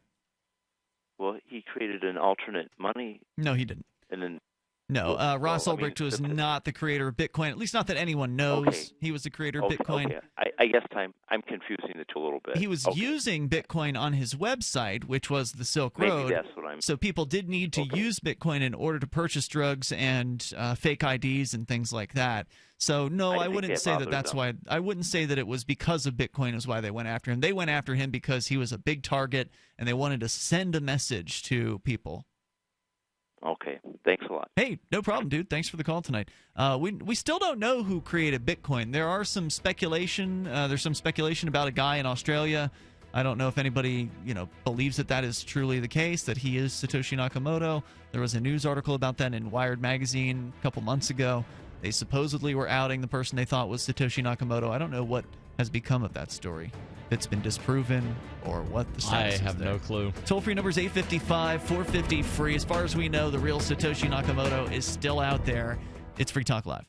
It's about time something new came along for better selling and buying online, and I found it. It's buysellmakeoffer.com, a brand new company that's the newest and best way to sell products online. You can even use Skype or video to sell your car, home, any product. You get 30 days free, packages starting from only $7.95, and buysellmakeoffer.com never charges item fees ever. Just go sign up, then load your stuff to sell. I love this site. Buysellmakeoffer.com. Got it? Buysellmakeoffer.com. Better selling, better buying. Hunters, anglers, campers, and survivalists. Get back to nature. Expand your horizons with the highest quality, most versatile, unique slingshots and sling bows on the market at slingbow.com. Slingbow products are compact and models start from just $17.98. They're perfect for your bug-out bag or storing in your vehicle. Give yourself and your loved ones the excitement and tradition of Slingbow. A new frontier in archery and truly modern twist on this primitive survival tool. Feel the thrill only at slingbow.com. On Free Talk Live, we're bringing people to the ideas of liberty every day. From wrestling superstars like Glenn Jacobs. You guys really are having an impact, I believe. Like I said, a lot of where I am now is due to listening to Free Talk Live. You changed my mind on some very important issues years ago. To random people tuning in on the radio. I was kind of stuck in the left-right paradigm. I heard your show by chance on a Saturday night. From there, I went on, joined the Free State Project, and become an amplifier. So, I mean, that's really the reason why I amp is because I know that if it wasn't for you guys being on as many stations as you are, I never would have found the ideas of liberty. Your amp will directly change more lives by getting Free Talk Live in front of people looking for talk radio online and on the air. When you amp Free Talk Live, you get perks like access to the AMP-only Facebook group and AMP podcast. Visit amp.freetalklive.com. So you've signed the Shire Society Declaration and are planning your move to New Hampshire to be around more liberty-oriented people. Next, sign up for the Shire Society Forum at forum.shiresociety.com. There are a bunch of people there who are already in the Shire, and they want to meet you. If you're already in the Shire physically, you should also come by the forums. Remember, not everyone uses Facebook. New people are signing up for the Shire Society Forum every month, so drop in and say hello at forum.shiresociety.com. Did you know that you can listen to and watch Free Talk Live during our live show 7 days a week from 7 to 10 p.m. Eastern via our studio cam at cam.freetalklive.com? Not only that, but you can also chat with other listeners at the same time. Do I need to mention that both the studio cam and chat room are totally free? Outside of Free Talk Live's live hours, you won't see a cam feed, but will hear audio from the Liberty Radio Network. So listen, watch, and chat all free at cam.freetalklive.com. That's cam.freetalklive.com. Every once in a while, you get information that's worth changing your life for. This is one such time. You can save up to and beyond 25% on all purchases at Amazon. You probably heard of Bitcoin and just not thought much about it. You certainly know that you can get competitive pricing at Amazon, but now you can get a 25% discount on nearly everything you need to live. I've just given you a huge raise, and all you have to do is claim it. You go to saveitpurse.com and open an account. Do this right now. Don't wait. Then you fund the account with Bitcoin. I know this sounds unbelievable, but at my house, we saved as much as 45% off of a new item on Amazon. This information is worth you changing the way you do things. Go to saveitpurse.com right now, get signed up, and cash in on the huge raise I'm offering you. 15 to 25% off of everything at Amazon through saveitpurse.com. It's saveatpurse.com. You're listening to the best liberty-oriented audio streamed around the clock, on the air and online. This is the Liberty Radio Network at LRN.FM.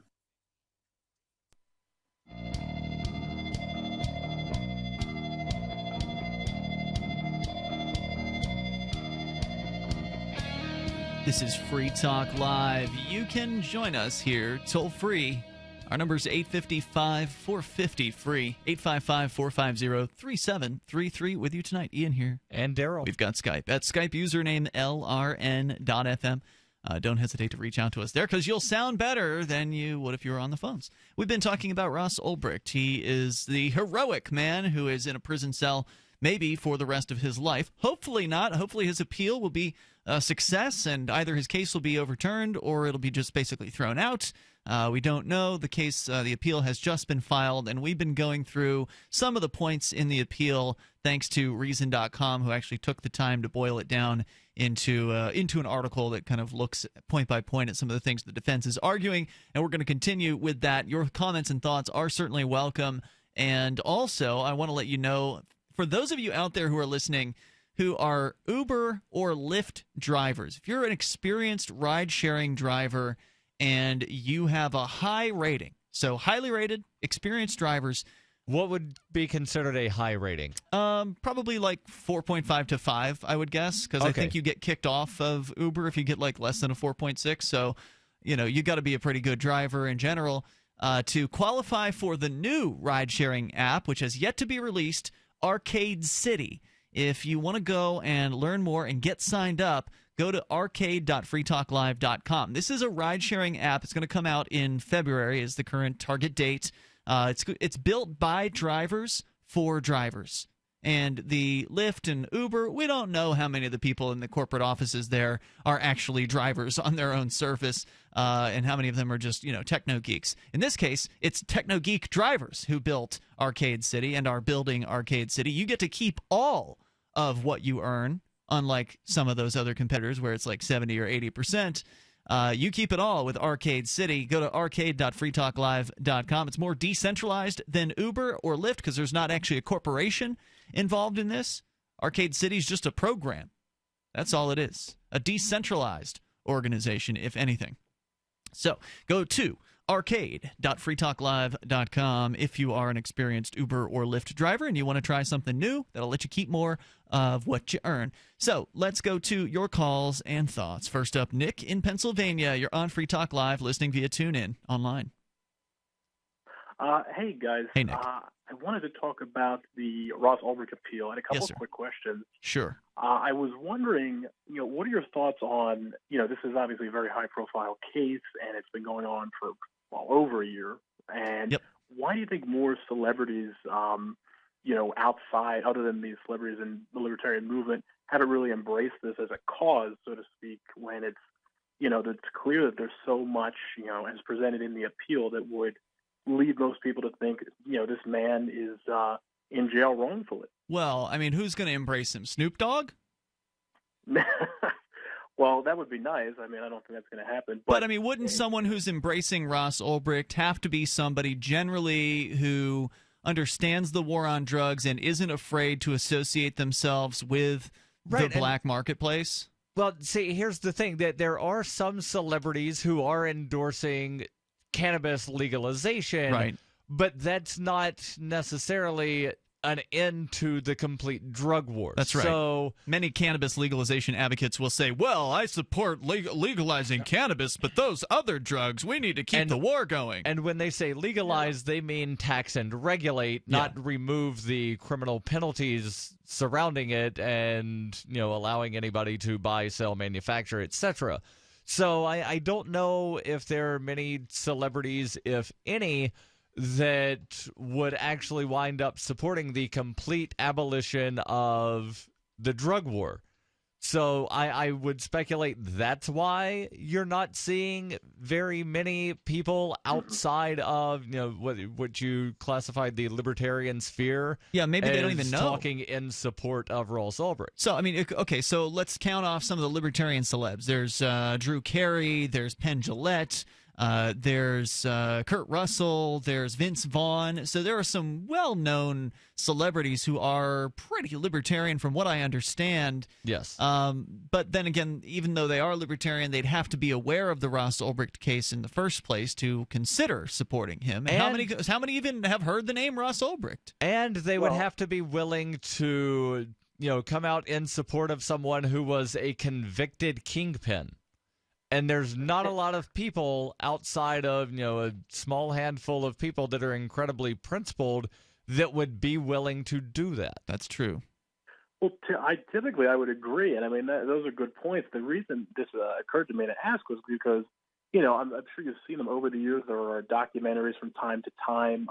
There was one recently called "Making a Murderer." I haven't really watched it yet, but I get the gist of it. And there was one that I saw from a few years ago about three, you know, young teens, and I think one of the southern states that ended up being wrongfully convicted of murder. Oh, yeah, you're talking about the West Memphis Three. I actually was listening to a podcast recently by Free State Project early mover Roger Paxton, and he's actually from West Memphis, and so he was talking about the Making a Murderer, and then talked about the West Memphis Three, where there were a couple documentaries made about them. And he mentioned that only because he was from there, and so he had a little bit more insight because he was there watching the news when this happened instead of just watching the documentaries. Well, yeah, there was a series of documentaries, and I saw most of the three, and they were pretty well done. HBO was actually involved with them. And, you know, this was just one of the things going on, but it's my understanding that the documentaries were a big part of how their conviction ended up being overturned, because they were three unknowns. They were poor. They were basically, you know, railroaded by the police, as often happens. But in this case, we have, you know, Ross Ulbricht, who, I mean, he's by no means wealthy or famous, so to speak, but he has become very high profile through the legal case. And it just seems like, you know, despite their feelings on the drug war, there's so much more to this case, even with someone with, you know, a limited understanding. Like, I was reading the Reason article that you mentioned earlier, and, you know, they've done a good job covering it, but it just seems to scream out for justice. And I know a lot of celebrities like to, you know, either in actuality or not in actuality, associate themselves with things like that, like there's a term for it. You know, cause. Yeah, I see where you're coming from, and I share your you know, wishes for this, but the reality is we're sadly still here. We are in 2016. We're still in a place where most celebrities are afraid to even admit to using marijuana, although that's starting to change. We're seeing some change there. You've got people like Snoop Dogg. You've got the young Willie lady Nelson. Willie Nelson's been doing it for years, but you've got the Hannah Montana girl. What's her real name? Miley Cyrus. Miley Cyrus. She's been smoking pot openly, from what I've seen. But, you know, I remember it wasn't even a decade ago, I think, maybe about a decade ago here on Free Talk Live, we were talking about Dionne Warwick getting busted with some marijuana or something in an airport, and she was acting like, well, how did that get there? You know, like there's still this idea of, whoa, it could be bad if I'm associated with drugs, even marijuana. So that still exists out there. That's starting to change. But getting a celebrity to come out and say, yes, I support ending in the entirety of drug criminalization, of ending prohibition, I support that. I think you're going to have a tough time with it. And then even of those celebrities who are willing to do that, you know, that might be willing to actually make a statement like that, like, say, Penn Jillette or someone, you know, maybe he doesn't even know about the Silk Road case or knows very, very little about it, simply because these people are people, like many, whose lives are very busy. And Yes. if the news about a criminal case doesn't cross your desk, it doesn't cross your desk. It's not in your purview. So, Nick, thanks for the call. I think the best thing you could do would be to try to contact some of those celebrities and hit them up and ask them what they think. You know, Twitter's a way to do that these days. I mean, it's easier now than it's ever been.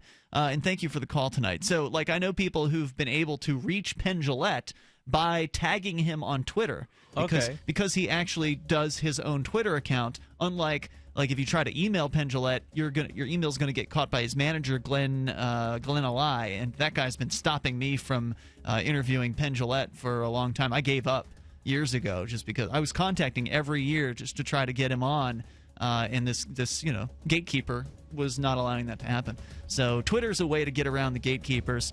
So if you want to ask him about that, I'd be interested in hearing if you get any responses. It's Free Talk Live. Are you suffering with hearing loss? Are you sick of people constantly complaining that your TV is too loud? Are you tired of asking people to speak up? Would you like to hear more clearly, but you don't want to wear a hearing aid that makes you look old?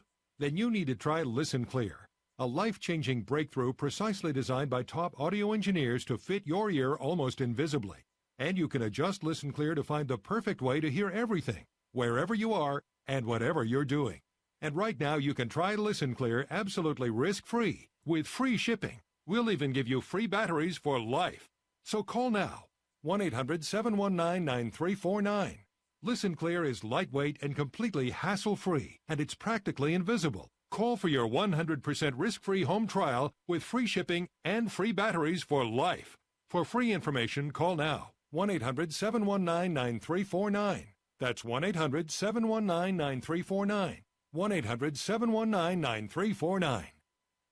Hello? Congratulations. For what? For losing all that weight. How'd you do it so fast? ASAP. ASAP what? What's that mean? Are you ready to get as skinny as possible, as soon as possible, as simple as possible, and as sexy as possible? I'm listening. Then get with the ASAP program. It's real and it works. No smooth talk, no slick advertising, and no exaggerated claims of success. I've got to know more. Welcome to ASAP, as slim as possible. Whether you have 10, 20, or 50 pounds to lose, ASAP is your weight loss answer. ASAP targets the abnormal fat reserves and makes them available to be burned as fuel and contains no caffeine or hormones. Order ASAP at wholesale prices or join the team to share the business with others. Go to GCNteam.com or call 855-GCN-MALL. That's 855-426-6255. GCNteam.com or 855-426-6255. Lose weight and look great with ASAP, as slim as possible. Money, power, and respect are all yours at CreditSuccessSecretsRevealed.com. Be seen as an industry leader. You can do it. The last application you filled out when it was time to hit submit, did your nerves spike? You didn't get the approval you seek, but there's a better way. We teach you exactly what to place into the right systems the right way the first time so you get approved. Get up to $100,000 in instant business credit. Many people will get cash on the spot. Use those two tools in your new corporate credit engine so you can walk into the bank and get your project funded today. It's all about today at CreditSuccessSecretsRevealed.com. Credit Success Secrets Revealed is explosive and ignites instant results. Dial 1-800-707-8719. That's 1-800-707-8719. 1-800-707-8719. Or just go to CreditSuccessSecretsRevealed.com. LRN.FM is proud to announce our official listening apps for Android and iOS devices. Now you can easily tune into our streams anywhere, anytime on your smartphone or tablet. Just visit apps.lrn.fm or search for LRN.FM in the Android or Apple app stores. Please download, rate us 5 stars, then share the link on your social media and let your friends and family know how you're listening to LRN.FM. Download it now, free at apps.lrn.fm. If you want to play online poker with Bitcoin, you need a site that's trustworthy and technically sound. The site managers of swcpoker.eu have proven their commitment to bringing you great gameplay from a site you can trust, swcpoker.eu. They have lots of new games too, including Chinese poker, and their Krill leaderboard is open right now. It's a beautiful site, easy to use with lots of players. Go on over to swcpoker.eu now and have some fun with your Bitcoin. swcpoker.eu. While our satellite channel is free to listen to, it's not free for us. You can help us cover our satellite costs with the chip-in on the right side of the page at lrn.fm.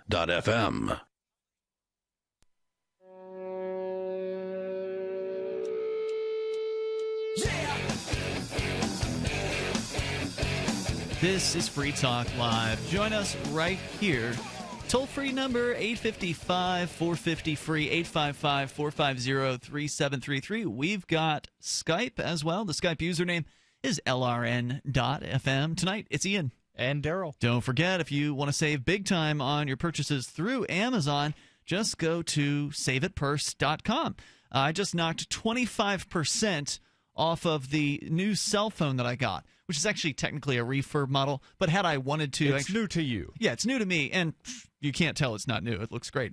But if I wanted to get the actual brand new version, I could have done that and gotten 25% off that too. Because you can get 25% off or 20% or 30%. You decide what your percentage discount is through saveitpurse.com. You get that off of whatever you want to buy through Amazon. Almost everything on Amazon will qualify for saveitpurse.com, in my experience. So try it for yourself. Set your discount as high as you want it, up to 50% off. Now, the higher you set it, the longer it might take to fulfill your order. So if you're in a rush, you might not want to set it that high. You might want to set it at 20%, and it'll probably go within the first couple hours since you placed the order. SaveItPurse.com. The one catch is you have to use Bitcoin to make this possible. And it works great. I do it all the time. Save It Purse. Save A-T Purse. SaveItPurse.com. Go get started there as we continue. We've been discussing Ross Ulbricht, the man in prison for running a website called the Silk Road, the underground drug black marketplace. Let's go to Severin in Pennsylvania. You're on Free Talk Live. Hello, Severin. What's up, man? Hey, you're on the air. How's it going? I wanted to talk about Ross Ulbricht. Yes, sir, Ulbricht. And I have... First of all, I just want to say my opinion is this guy's never getting out of jail. This guy's Edward Snowden status as far as America is concerned. It's certainly true. The government wants to do everything they can to keep this man in a prison cell. They've been willing to bend all the rules in order to and break the rules in order to bend over backwards to keep him in there. Now, for sure. I just want to say one thing. I think that Ross would be very happy if he had Edward Snowden's status of not being in a jail cell, but just not being allowed to return to the United States. Sure, but I get what Severin's saying. Like, they've got it out for this guy, and they want to keep him there. Due to the nature of what he was doing, though, he didn't have an out like Edward Snowden because he had enemies in every country. Once he was discovered, anywhere he went, he was going to be hit somehow. Right. Because he put egg on the government's face. Put it what it is. This is not about laws. It's not about what was on the site. It's not about any of that. He made them look stupid for a really long time. Right, and Ross would not have been able to get political asylum anywhere for what he running did. a drug site. Yeah, it's true. Yeah. All right, Severin. I mean, I love Ross. I fully support him. I love what he did for freedom, for our country, for just being able to choose how to spend money and who I will do commerce with, and just the opening up of a marketplace that, as you were talking about earlier, used to be dangerous. It used to be a worry every time I personally would make a purchase. There would always be that worry in the back of my mind of something happening. Sure. Are you going to get robbed? Are you going to get a bad product? Are you going to get ripped off? All of those things are possible in the person-to-person black market.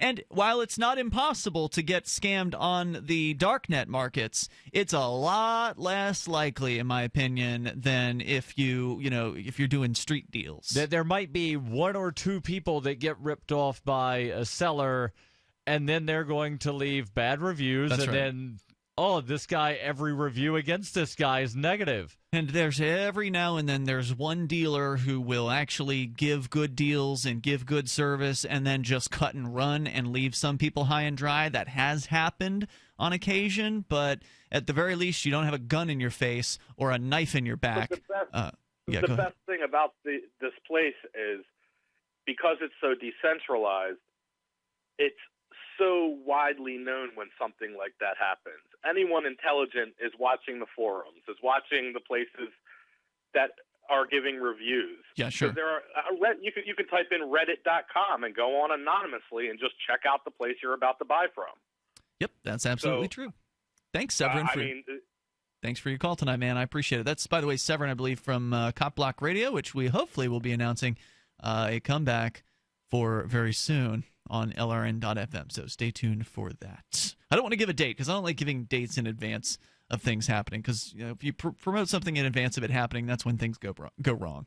Right. That's Murphy's Law. It seems like it, man. 855-450-FREE. That's 855-450-3733. So back to the examination here. Detailed analysis from Reason.com's Brian Doherty over on the Hit and Run blog about the Ross Ulbricht appeal, where the appeal paperwork says that the court abused its discretion in precluding two defense experts from testifying about certain aspects of the government's case, particularly about Bitcoin wallets. Thus, quote, by precluding the defense experts who could have countered the complex testimony regarding Bitcoin that was presented by the government witness's testimony essentially went unchallenged, and Ross Ulbricht was denied his Fifth and Sixth Amendment rights to present a defense. This is basic court. You should be able to present the defense that you want that could cause a jury to decide there was reasonable doubt, but Yes. the court prohibited that from happening. Many elements of testimony of the FBI Special Agent Ithwan Yum that the denied witnesses were meant to clarify or to even contest were revealed to the defense, Draytel says, far too late in the process, including in many cases after the trial had started.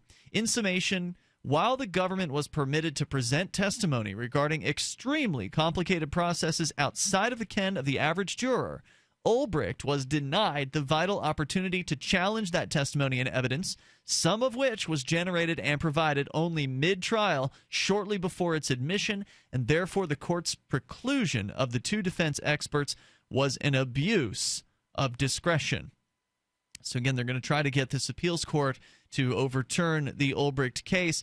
I believe they've got a strong appeal here. Now, I'm by no means an attorney, and you're also biased. And I certainly am biased towards Ross Ulbricht. But I know that, I know a bad case. I would like to think I know a bad case when I see one. And yes. They're making some pretty strong points here. It's not like they're standing on nothing with these objections. The next point, the court abused its discretion, says the appeal, in precluding the admission of Andrew Jones's statement against penal interest pursuant to Rule 804.3, whatever. Draytel, Andrew Jones, by the way, was one of the partners in the Silk Road. He was an administrator of the Silk Road. Draytel Amigo was his handle, I believe. That's correct. And he was actually a Free State Project participant. Andrew Michael Jones was his name. You can learn more about him if you search for his name on freekeen.com.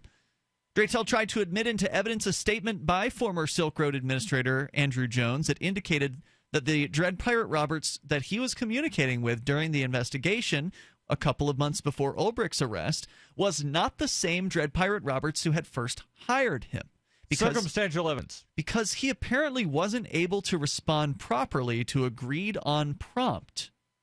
This obviously would have supported the defense's assertion that despite being the founder of Silk Road, Ulbricht was not the Dread Pirate Roberts acting during the investigation. Now, this is new information to me. I did not know that was going to be one of the things that they wanted to present at the trial. This is one of the myriad of things that apparently was proposed, but we never got wind of because it was proposed, in a court hearing that only involved the attorneys and the judge, for instance. The observers wouldn't have been privy to this particular argument. In court, they frequently will call the attorneys up to the judge, and they'll have a little conference there. So they're still in public court, but the microphones are all cut, and unless you've got super hearing, you generally cannot hear what they're talking about. So it sounds like Andrew Michael Jones was willing to testify that, oh, yeah, I gave a particular request to Dread Pirate Roberts, like, oh, fill in the blank of this question. If you're the real Dread Pirate Roberts, you would know the answer to this question. We've previously agreed on it. You used to know the answer to this question, which was how you identified yourself to me. But now you don't know the answer to the question, so you're obviously not the same Dread Pirate Roberts unless you've just gone through a bout of amnesia or some sort of memory loss. And so I think that does definitely throw a question mark into this situation. Not only does this throw a question mark into the situation, one of the people that was a prosecution witness testified, we thought it was someone else.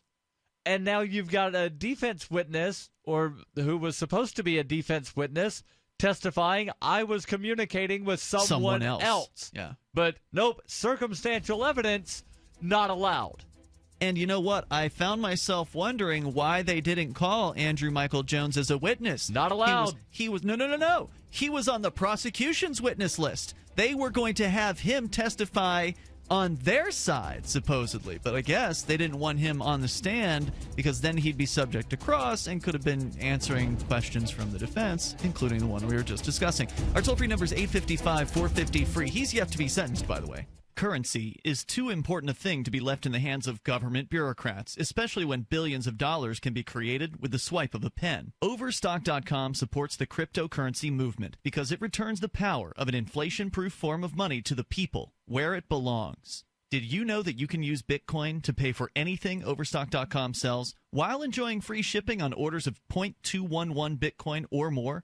If you support freedom and the cryptocurrency movement, you should support Overstock.com. You can control your health care with Liberty Health Share. Liberty Health Share is like-minded people coming together to share medical costs, which saves money. You don't even have to pay for procedures that violate your conscience. Because we all share the same values. Join the movement of people who share in medical costs and change the way you pay for your health care forever. Go to libertyhealthshare.org to find out more. Liberty Health Share. Together, we're changing health care for good. libertyhealthshare.org. This is your Robertson Roberts Brokerage Daily Precious Metals Update. In early trading Friday, gold is $14 higher at $1,092 per ounce. Silver is 21 cents higher at $14.10 per ounce. Bitcoin is trading at $387 US. Gold and silver are making big moves today, fueled by growing concern in both U.S. and overseas markets. Prepare yourselves. Give us a call today at 800-874-9760 or online at rrbi.co. The three most important things you can do for Free Talk Live are: 1, share one episode a week on Facebook or in some other social networking site. 2, buy the things you buy online through shop.freetalklive.com. 3, give $5 a month to the AMP program. You likely buy all kinds of things online. Amazon is the largest online retailer. You can get what you need at the same prices with free Super Saver shipping by going to shop.freetalklive.com. Please do your online shopping at shop.freetalklive.com. You're listening to the live edition of Free Talk Live. Hour number 3 is next after the news here on the Liberty Radio Network at LRN.FM. From Keene in the Shire, the Liberty Media capital of the world, this is Darryl W. Perry, host of FPP Radio News for Sunday, January 17th, 2016. Silver is trading at $13.92 per ounce. Gold is valued at $1,089 per ounce. And according to BitcoinAverage.com, the average price of Bitcoin is $384. Antiwar.com reports, as expected, the International Atomic Energy Agency has issued a statement affirming that Iran is in full compliance with all commitments under the P5+1 nuclear deal, with IAEA Chief Amano Yukiya praising all involved for making the pact happen. The IAEA statement obliges the international community to lift all nuclear sanctions against Iran, something they have wasted no time doing. Even the U.S., which was believed to be the last to abide by the treaty, has seen an order by the State Department to immediately lift all nuclear sanctions. This means tens of billions and, by some estimates, over $100 billion in Iranian assets frozen in the West will be freed up, and Iran will be able to sell its oil internationally like any other country. country. The freed up assets are expected to set the stage for massive Iranian spending on modernization of their economy. The last measure Iran needed to complete for compliance, the removal of the core of the Arak heavy water reactor, was completed on Friday. The reactor, meant to produce medical isotopes, is to be redesigned by one of the P5+1 members, likely China, to satisfy international objections. The hopes that the implementation would boost international diplomacy with Iran were bolstered by a side deal between Iran and the U.S. to exchange prisoners. 5 U.S. detainees were freed in return for 7 Iranians in this case. FPP Radio News is brought to you by Bitcoin Not Bombs. Bitcoin Not Bombs is a launching pad for nonprofits and social entrepreneurs into the financial freedom of the Bitcoin economy. Bitcoin Not Bombs offers premium publicity campaigns designed to facilitate an organization's adoption of Bitcoin as a payment system and to fully capitalize on that decision in their fundraising efforts. Bitcoin Not Bombs is fully committed to being the hub of the nonprofit sector of the Bitcoin economy, maximizing the potential cross-promotion of all our clients and commercial partners. To learn more, visit bitcoinnotbombs.com. UPI reports the U.S. Supreme Court has agreed to hear a class action lawsuit against Microsoft from Xbox users who allege the game system damages game discs. The suit claims that a flaw in the design of the system causes discs to spin erratically, permanently damaging them. NBC News reported a federal judge threw out the lawsuit in 2012, saying that there were not enough plaintiffs in the case for it to qualify as a class action. Microsoft argues that only 0.4% of users reported the disc scratching issue, and that the damage was due to misuse, not a flaw in the console. The Tech Times reported the court will review a ruling made last year by the Ninth Circuit Court of Appeals on whether or not plaintiffs can challenge a lower court decision denying plaintiffs class status. The Supreme Court petitioned the lower court for documents related to the case in October, and on Friday agreed to rule on the specific issues of class status. The Supreme Court has set a decision date for July 20th. For nearly 40 years, Roberts & Roberts Brokerage has been a trusted source for buying and selling precious metals like gold and silver. They also take Bitcoin for precious metal purchases and have permanently removed the minimum purchase amount for all orders paid in the digital currency. Call Roberts & Roberts today for knowledgeable advice on buying and selling precious metals and a forward-thinking approach to new technologies. 800-874-9760 or visit online at rrbi.co. Reuters reports a member of the group of armed men who have seized a U.S. wildlife refuge in Oregon has been arrested after driving a government vehicle to a local supermarket. The arrest was the first made since the group took over the buildings at the Malheur National Wildlife Refuge on January 2nd in the latest conflict over the U.S. government's control of land in the West. Law enforcement officials had so far kept their distance from the site, located about 30 miles south of the small town of Burns in Oregon's rural southeast, in an effort to avoid a violent confrontation. The Harney County Sheriff's Office said in a statement that police arrested Kenneth Mettenbach after he drove a vehicle owned by the U.S. Fish and Wildlife Service to a local supermarket on Friday. He was charged with unauthorized use of a motor vehicle. Mettenbach could not be reached for immediate comment, and it was unclear if he had retained an attorney. This has been FPP Radio News, online at fppradio.com.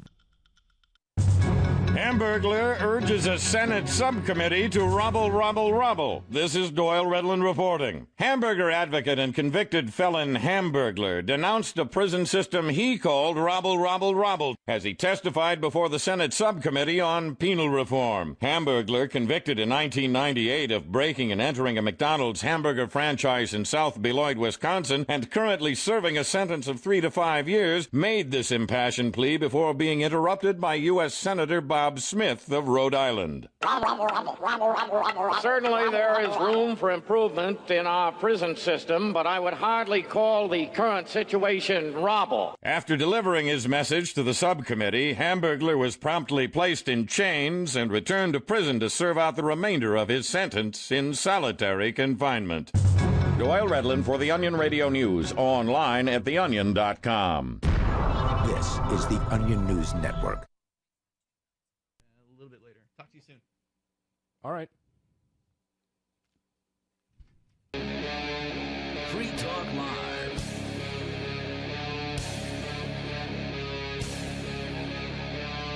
It's Free Talk Live, and we're launching into the third hour of the program. Been discussing the Ross Ulbricht case in pretty detailed terms here with the assistance of Reason.com, who has taken the time to go point by point through a lot of the appeal and really kind of give us the rundown on what are some of the things that the defense is arguing here that basically is the reason for appeal. They have a number of points, and basically they all boil down to the court.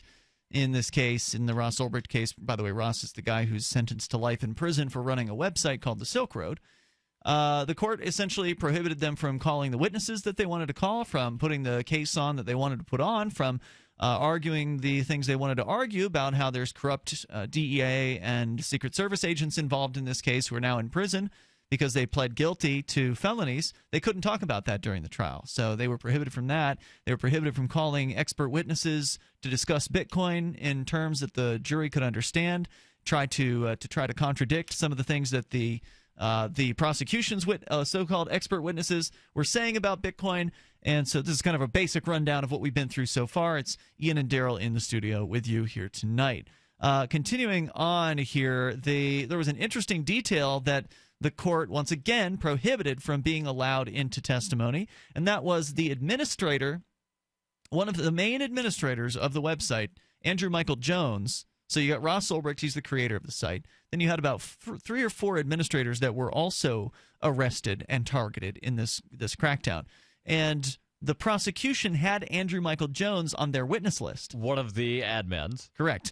They had him on their witness list, but they never called him during the trial, and they were going to supposedly they were going to be calling him so he could testify to the allegation that that this was Ross Ulbricht, even though he wouldn't have known. And the defense wanted Andrew to testify as well. That's correct. Which I think played a part in the prosecution not having him testify. But further, the prosecution got him blocked from being even called by the defense. So when the prosecution decided not to call him, the defense probably still wanted to call him because he was going to testify to having a special code word that Dread Pirate Roberts, the operator of the Silk Road, the main man behind the Silk Road, would respond to prove that he was indeed the real Dread Pirate Roberts. And when he asked him for this code word, he was unable to provide it. So when Andrew Michael Jones asked Dread Pirate Roberts on the site for the code word, that person who was Dread Pirate Roberts could not provide it, which might mean that it was another Dread Pirate Roberts entirely,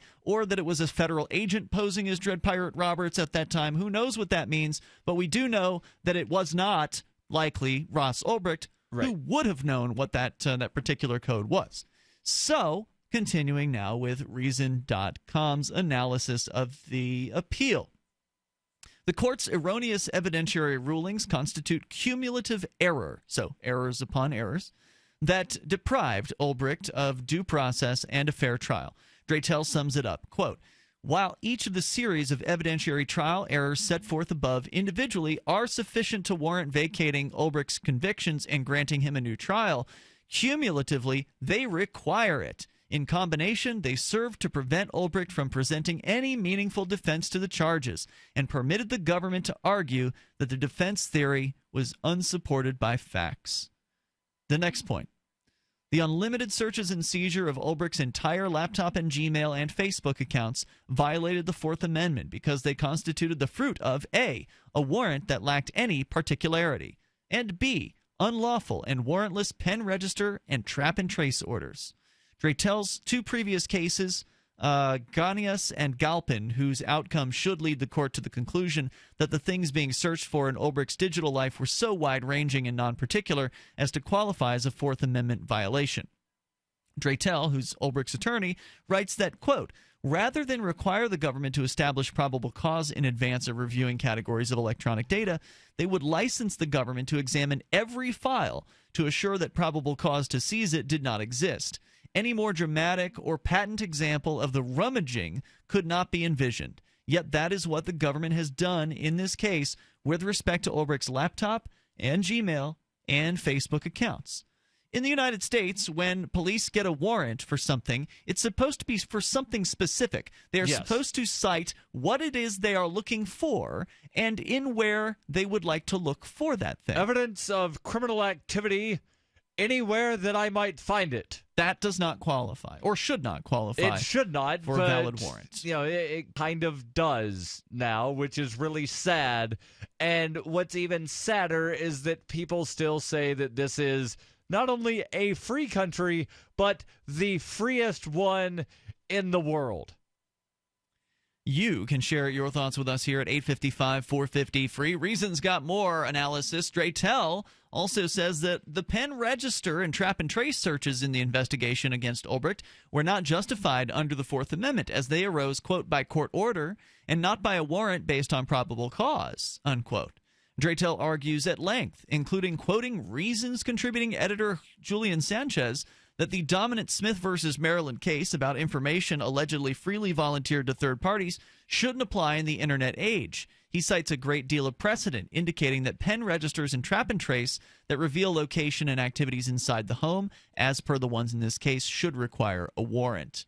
So again, the government making all kinds of legal mistakes in their investigation, cutting corners that results in what should be if true, these allegations should be throwing these cases out. But to them, this is such an important case, they're willing to ignore all of their rules and just chug on ahead, put somebody in a prison cell, because that's what's important to them, is getting the conviction, putting somebody in a prison cell, even if it's the wrong person. The life sentence imposed on Ulbricht, argues the defense, was procedurally and substantively unreasonable. Further, the alleged deaths from drugs on Silk Road that weighed in Ulbricht's sentencing, Draytell argues, were not properly proven as directly connected to running the Silk Road. Because what they did was they had some mother come in and claim that her son died because he bought something on the Silk Road and then overdosed. And that even government witnesses on which that conclusion was derived didn't present the connection between the Silk Road and the deaths as proven. Quote, accordingly, Ulbricht's life sentence should be vacated, and he should be remanded to a different judge for resentencing without the alleged overdose deaths as a factor at sentencing. And that would be if they don't actually go back and retry this case again. Right, and not only that, the judge also took into account the unfiled charges, or whatever the of legal murder term is, of the murder for hire, yeah, where she says, I believe that he did blah, blah, blah, so therefore life. This judge was insane. She would have sentenced him to death if she could. I think you're right about that. His attorney notes it is far from common, even when sentencing actual sellers of drugs, to consider unadjudicated overdose deaths as a factor in sentencing, including with some actual Silk Road drug sellers who have faced prosecution. Draytell also claims that, quote, the life sentence was substantively unreasonable for several reasons. The court ignored the 99 letters on Ulbricht's behalf that apprised the court of the positive contributions Ulbricht has made and could make in the future if given a reasonable sentence, ignored the expertise of the forensic pathologist, and ignored the empirical and other academic and practical research presented in Ulbricht's sentencing submission, although some of that research was about Silk Road specifically and its harm reduction effects on the drug culture. She basically said, look, I'm sentencing you to send a message. I don't care about that you could be a good guy here and there. You were a bad, bad boy, and you need to go down hard to supposedly stop these other people from doing this, which, of course, hasn't stopped them at all. There are now more than probably 24 active underground darknet marketplaces, many of whom are rivaling in popularity the original Silk Road. So instead of stopping these underground darknet marketplaces, the government has succeeded in cutting off one head of the Hydra and having 5, in this case dozens more, replace it.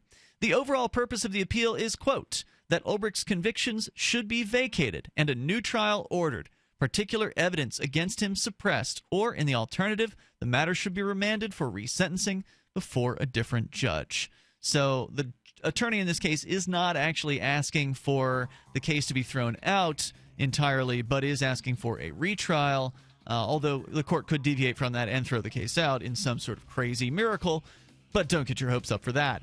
That's the latest from the Ross Ulbricht case. If you want to support Ross, go to freeross.org. There are ways to contribute there.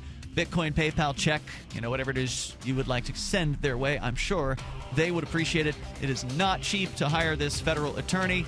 There's more on the way on Free Talk Live. Every once in a while, you get information that's worth changing your life for. This is one such time. you can save up to and beyond 25% on all purchases at Amazon. You probably heard of Bitcoin and just not thought much about it. You certainly know that you can get competitive pricing at Amazon, but now you can get a 25% discount on nearly everything you need to live. I've just given you a huge raise, and all you have to do is claim it. You go to saveitpurse.com and open an account. Do this right now. Don't wait. Then you fund the account with Bitcoin. You can buy them through expresscoin.com with a check or money order. There are other ways to get Bitcoin, but that's fast, safe, and easy. This information is worth you changing the way you do things. Go to saveitpurse.com right now, get signed up, and cash in on the huge raise I'm offering you. 15 to 25% off of everything at Amazon through saveitpurse.com. It's saveatpurse.com. 2 little tablets is all it takes to make your thin hair feel and look thicker and fuller, guaranteed. Viviscal is the #1 drug-free hair growth supplement in the U.S., with 1 box being sold every minute globally. It's clinically researched to promote existing hair growth for men and women, and now a 90-day supply of Viviscal is offered in your area risk-free plus free shipping. Call 800-330-4028. Viviscal nourishes thinning hair from within. You'll love your hair growth results, guaranteed. Viviscal is so effective, it's recommended by top doctors. Here's Dr. Grant Stevens, board-certified plastic surgeon. I feel confident recommending Viviscal to women with hair loss, thinning hair, or even dry or brittle hair. It's 100% drug-free, and it's backed by years of clinical research. Want to try Viviscal? Every listener that calls now gets a 90-day risk-free supply plus free shipping. Call now, 800-330-4028. 800-330-4028. That's 800-330-4028. Understanding your credit score is the first step towards managing and improving it. This is Charlie Sundstrom with your Van Dyke Mortgage Minute. The most influential component of your credit score is your payment history. Almost equally as important is the amount you owe on credit accounts. Also impacting your score, but to a lesser degree, are the length of time you've utilized your credit, the number of new accounts, credit inquiries, and your various types of credit accounts. To help achieve or maintain a healthy credit score, have a system set up to assure your bills are always paid on time. Don't max out your cards. It's better to have a high credit limit with a low balance. Never close old accounts. The age of these can actually help your credit score. But don't be afraid to use your credit. You need several accounts in order to have a credit score. Just keep the corresponding payments within your means. For your mortgage pre-approval and refi needs, start by visiting VanDykeMortgage.com. Corporate NMLS 3035. Van Dyke Mortgage is an equal housing lender. Charlie Sundstrom, NMLS 134251.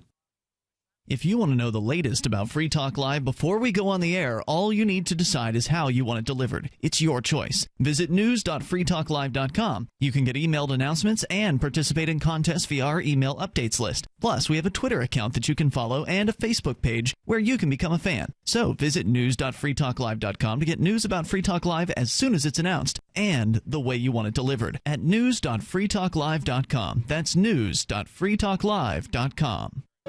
Cryptocurrency and peer-to-peer tech developments happen fast. Stay in the loop with the Daily Decrypt, a new video channel and podcast that will keep you on top of the latest innovations in crypto finance, security, networking, transportation, and gadgetry like drones and 3D printers. Subscribe to the Daily Decrypt on YouTube and SoundCloud and be an early adopter of the future. The Daily Decrypt. Do you love Twitter? Make sure you favorite the LRN.FM Twitter account so you can receive our tweets at twitter.lrn.fm. That's twitter.lrn.fm.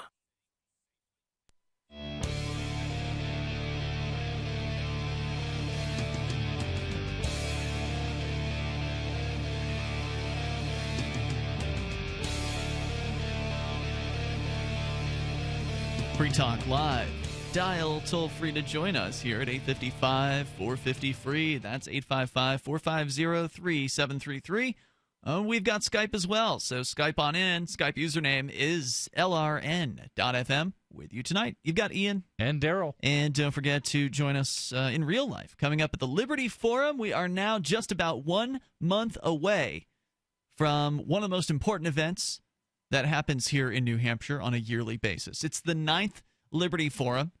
And it is arguably going to be the most important. Certainly the most exciting. Because not only is Edward Snowden That's right.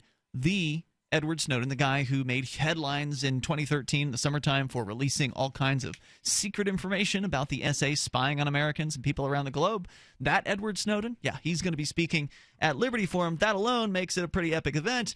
But there are also hundreds of people who are going to be there who are Free State Project participants, many of whom, like Darryl and I, have moved already for the Free State Project. We're early movers.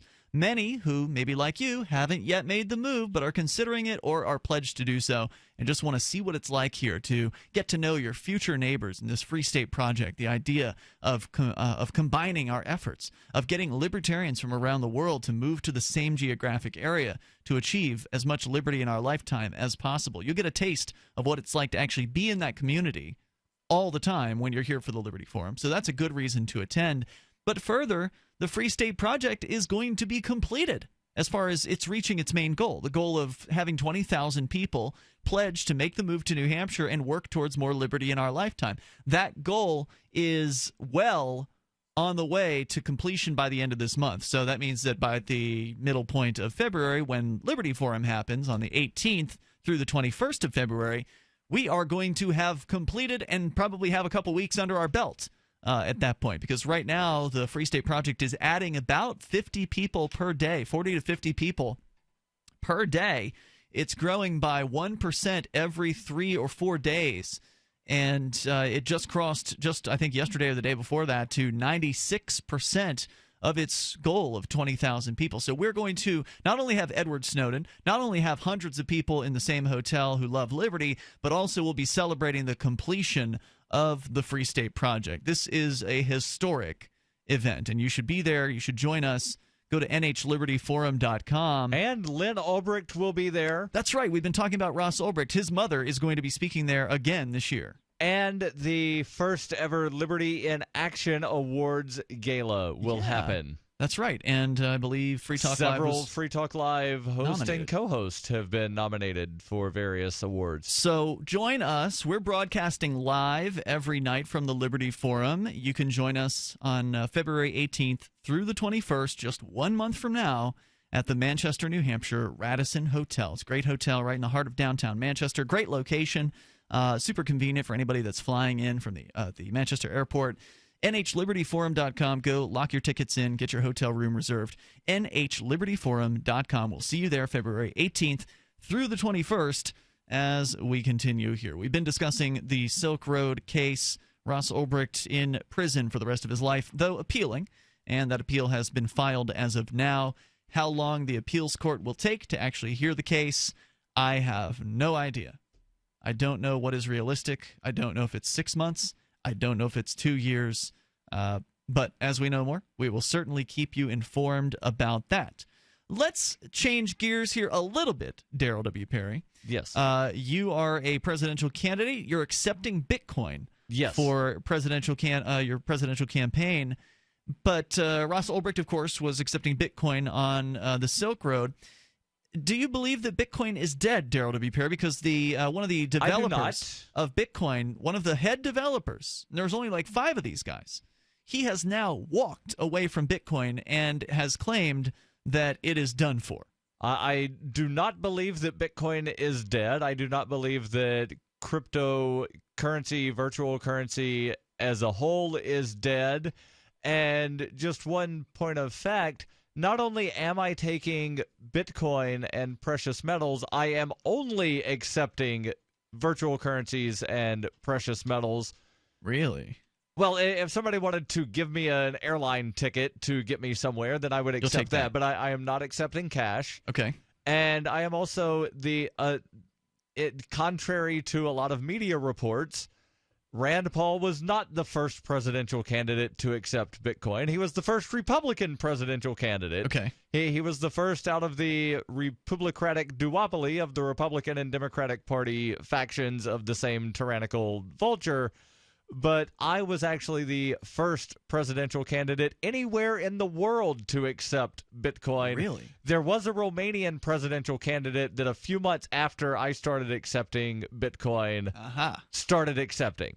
And there was a news report that he was the first anywhere in the world, which was not correct. So the fact that Mike Hearn, who's one of the head Bitcoin programmers, is no longer a Bitcoin programmer, that he has walked away, causing headlines all over the Bitcoin portion of the internet, saying that it's a failed experiment and that he's quitting the digital currency. He's sold all of his Bitcoin holdings, apparently. That does not give you pause for concern. No, because based on at least one website, Bitcoin Obituaries, this is the 89th time someone has claimed that Bitcoin is dead. Yeah, but there's a difference between, and we'll get to what Hearn actually, some things that he said. But there's a difference, right, between a head developer of something declaring its death and some media person, like some old banker or whatever, some columnist who supports the old banking industry. That's usually where you see the proclamations that Bitcoin is dead. When Mt. Gox went under a couple of years ago, there were all kinds of headlines about the death of Bitcoin. There were reports that Mark Karpelès was the CEO of Bitcoin. Yeah, that's not true. So here's a story from Fusion.net. In the world of Bitcoin, Mike Hearn is a big deal. He developed the code that made it possible to use Bitcoin on smartphones. A couple of years back, he quit a cushy engineering job at Google to focus on Bitcoin full-time because he was convinced of its potential to change the world. But now he's quitting the digital currency and declaring Bitcoin a failed experiment. Quote, "The fundamentals are broken, and whatever happens to the price in the short term, the long-term trend should probably be downwards," he told Medium.com. I will no longer, actually he wrote on Medium.com, "I will no longer," he says, "be taking part in Bitcoin development and have sold all of my coins," unquote. In a long screed, Hearn says that Bitcoin's community has grown toxic, and the system is now controlled by too small of a group of people. His primary complaint concerns the Bitcoin XT constitutional crisis that emerged last year, during which two groups of people within Bitcoin had different ideas about how to deal with a change that needed to be made to the digital coin's code. It led to a flame war, Reddit censorship, and a schism in the community that left Hearn's camp on the losing, censored side. So if you recall, we talked about this controversy several months ago, probably August or September range. With this internal split on the Bitcoin core programming team. It was Mike Hearn, Gavin Andreessen, and three other guys whose names I don't know. So that was the split. So my understanding there were five of them. And Hearn, at the time, wrote a lengthy article about why his idea and Gavin's idea of increasing the blockchain size limit to whatever it was. They wanted to increase it, and the other guys didn't. Why that was a better idea, and we'll explain what all that means here, and you can share your thoughts on Free Talk Live. Water is the single most important thing your body needs, so you want to be sure it's the best for you and your family. Since 2005, thousands have depended on Berkey purified water. The Berkey Guy provides the lowest priced filtration systems in every size. For incredibly delicious water now and in an emergency, get to GoBerkey.com or call 877-886-3653. 877-886-3653. GoBerkey.com. Owe $10,000 or more to the IRS? Get on board with the Tax Admiral. Don't take on the IRS alone. I'll cut penalties and reduce your overall tax bill. Sometimes I can even get it zeroed out completely. We're an A-rated company helping people clean up their mess with the IRS. If you owe $10,000 or more, then call the Tax Admiral. Call 800-287-7180. Again, that's 800-287-7180. 800-287-7180. I'm Ian Freeman, host of Free Talk Live. We've been covering Uber for years on the radio with their ongoing legal cases across the globe defending your right to give people rides without asking government permission. I wanted to support Uber more directly, so I signed up to be a driver. It's fun to meet new people and help Uber push forward innovation. As of this recording, Uber is active in 67 countries, so there's a good chance they're available in your area. If you'd like to drive for Uber and make some money helping people get where they want to go, sign up at drive.freetalklive.com, and you'll get a $100 bonus after you complete a certain number of trips. With Uber, you can drive anytime you want. You set your schedule. To get started, you need a good driving record, 4-door vehicle, insurance, registration, and to pass a background check. It costs nothing to sign up, so visit drive.freetalklive.com. That's drive.freetalklive.com. And if you just want to try Uber as a rider, visit ride.freetalklive.com. Your first ride's free. The new 4th edition of Healing Our World, The Compassion of Libertarianism, will take your understanding of liberty to a deeper level and has over 1,300 updated references, new cartoons, and a foreword by Dr. Ron Paul. With discounts for multiple book purchases, the 4th edition of Healing Our World is a great gift for the liberals, pragmatists, environmentalists, and Christians in your life who think libertarianism is cold-hearted. Get yours today at healing.freetalklive.com and use promo code FTL for a $5 discount. Here's a chance to do a little activism while you're cruising Facebook, Twitter, or Google+. Between the LOL cats, the recipes, the hot girls, and the inspirational sunrise memes, Free Talk Live's posts pass by your newsfeed. Like them, comment. It gives us more exposure. If you don't see our posts, click like at facebook.freetalklive.com and then hover over it to click Get Notifications. It's an easy way to spread the ideas of liberty a bit further. I know you're busy, but you can spare that 1/10 of a calorie it takes to click on something. facebook.freetalklive.com. The CEO of Dollar Tree unveils the long-rumored foil baking pan. A new donor liver complains about the difficulty of working with Lou Reed. And a local couple keeps their marriage together for the sake of no one. We'll keep this as quick and painless as possible. This is the Onion Week in Review. A study published this week in the Journal of Financial Economics found that 83% of gamblers quit right before they would have hit the big one. Researchers confirmed that roughly 8 out of 10 gamblers who walked away from slot machines, poker games, horse races, roulette, and other games were consistently just a single stake away from winning it all, and unknowingly gave up a lifetime of fortune by quitting prematurely. Our study proved that subjects who closed an online poker session, walked away from a slot machine, or even gave up gambling altogether would have won millions of dollars in the next bet. Also, people who walk away after hitting it big are missing out on a chance to make more money. I mean, when you're hot, you're hot. In other news, an Asian guy has a separate group of Asian friends, and a vain Galapagos tortoise tries to pass for 90. This is the Onion News Network. Listen to LRN.FM on any phone, anytime. 213-493-0309. That's 213-493-0309.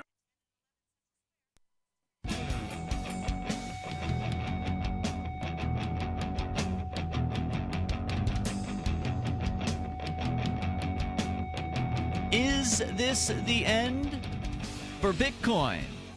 One of the head Bitcoin developers says he's calling it quits. He's done. He's one of 5. Now he's no longer one of those 5. Now there are less than 5, apparently. I don't know what the current number of core developers is. I've heard it's 5. I don't even know if that's true. But anyway, this guy's gone. And he was a name that I had heard before. I don't know all of the developers' names. I never heard this guy's name before. I never heard it before he put out his opinion piece about the Bitcoin split that has been going on. There's a proposed fork in the programming of Bitcoin. For those that don't know what that means, well, first of all, Bitcoin's a decentralized currency. It's not issued by any bank or any government. It's basically a computer program, and it's an immensely popular one. It's worth now around $380 or $350 per Bitcoin. I don't actually remember the exact price today, but it's been in that range over the last couple of days. And it's become an incredibly popular thing around the globe. This particular programmer is saying that $380. $380 today. This programmer is saying that he is done with it. He's giving up. He's walking away, and we'll tell you a little bit more about that here from Fusion.net. You're also invited, if you have Bitcoin and you would like to donate some to Free Talk Live, just go to the Bitcoin tip jar at bitcoin.freetalklive.com. You'll find our Bitcoin address there and send along whatever it is you darn well feel inspired to send. So go to bitcoin.freetalklive.com. Needless to say, I'm not worried about the future of Bitcoin. I think that it's got a long future ahead of it because there are still plenty of people who are behind it, plenty of companies that are supporting it. But let's hear what Hearn has to say.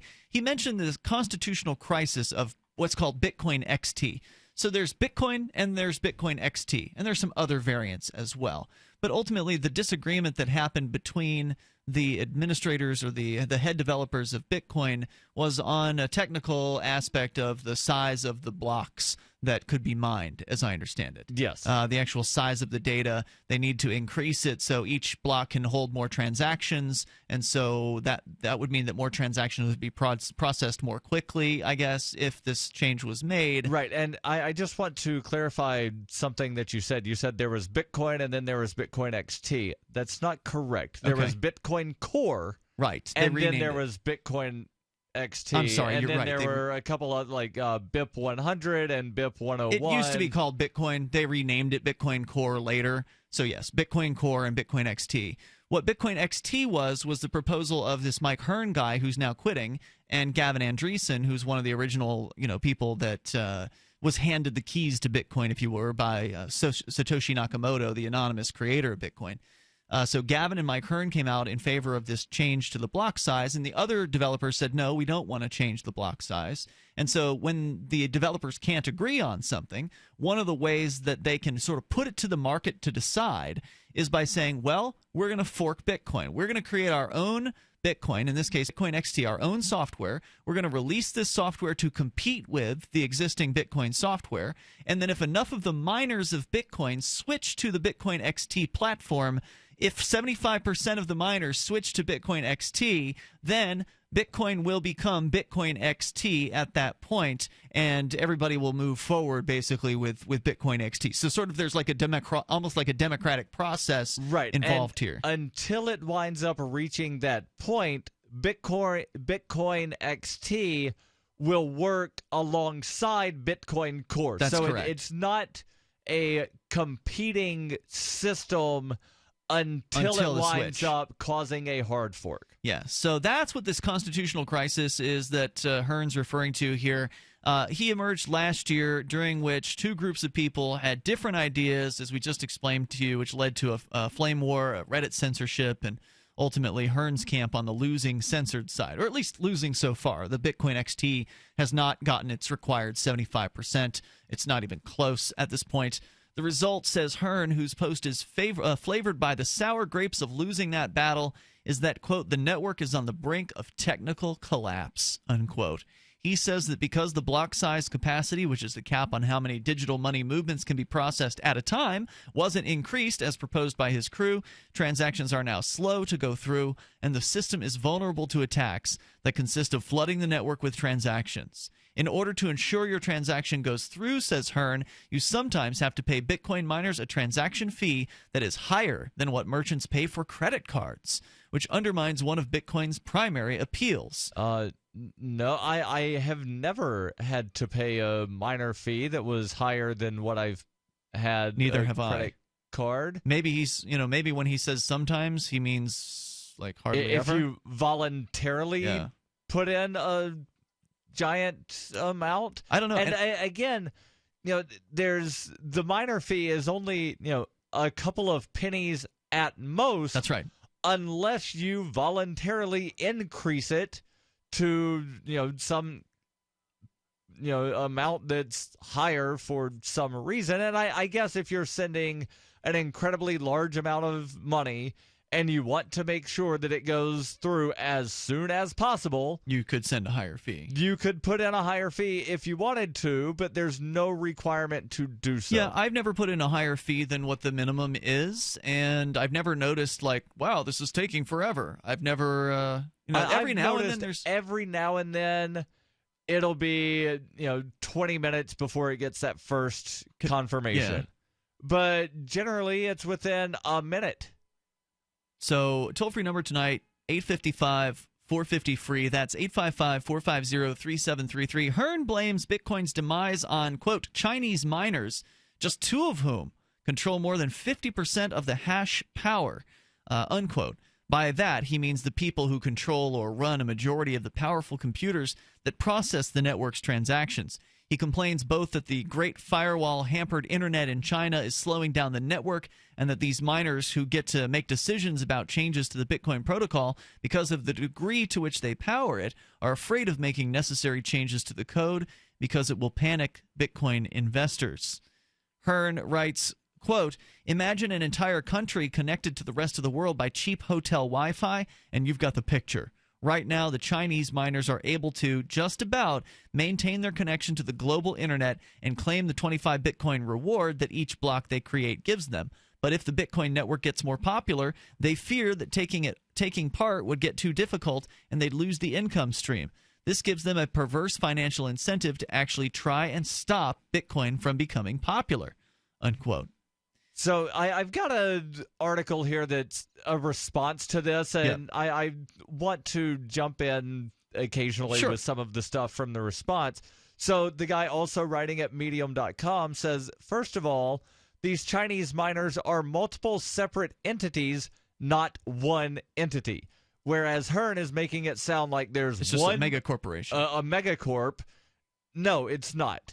He says that they could together join up and do bad stuff if they wanted to, but there are very high incentives in Bitcoin not to do bad stuff as a miner. It makes no sense. You want to keep the ride going. You want to keep the Bitcoin coming in. Yes. We'll get to the response here. There's only a little bit more from Hearn. Much of his concerns about Bitcoin were first raised last year during this Bitcoin XT debate. During that time last summer, Nick Szabo, who's a technologist who created eGold, is one of the suspected people who might be Satoshi Nakamoto, told the author over at Fusion.net that this was one of Bitcoin's biggest political issues and the most likely thing to destroy Bitcoin after an attacker destroying billions of dollars worth of Bitcoin or all governments banning it. Hearn's post ends on a kind of uplifting note as he mentions two other Bitcoin projects that seek to fix the blockchain cap issue, Bitcoin Classic and Bitcoin Unlimited, but he says the real problem with Bitcoin isn't its code, but the people involved. He says moving forward, he will not be one of those people. Now, is the response that you have, Darryl, the one called The Bitcoin Experiment is Not Over?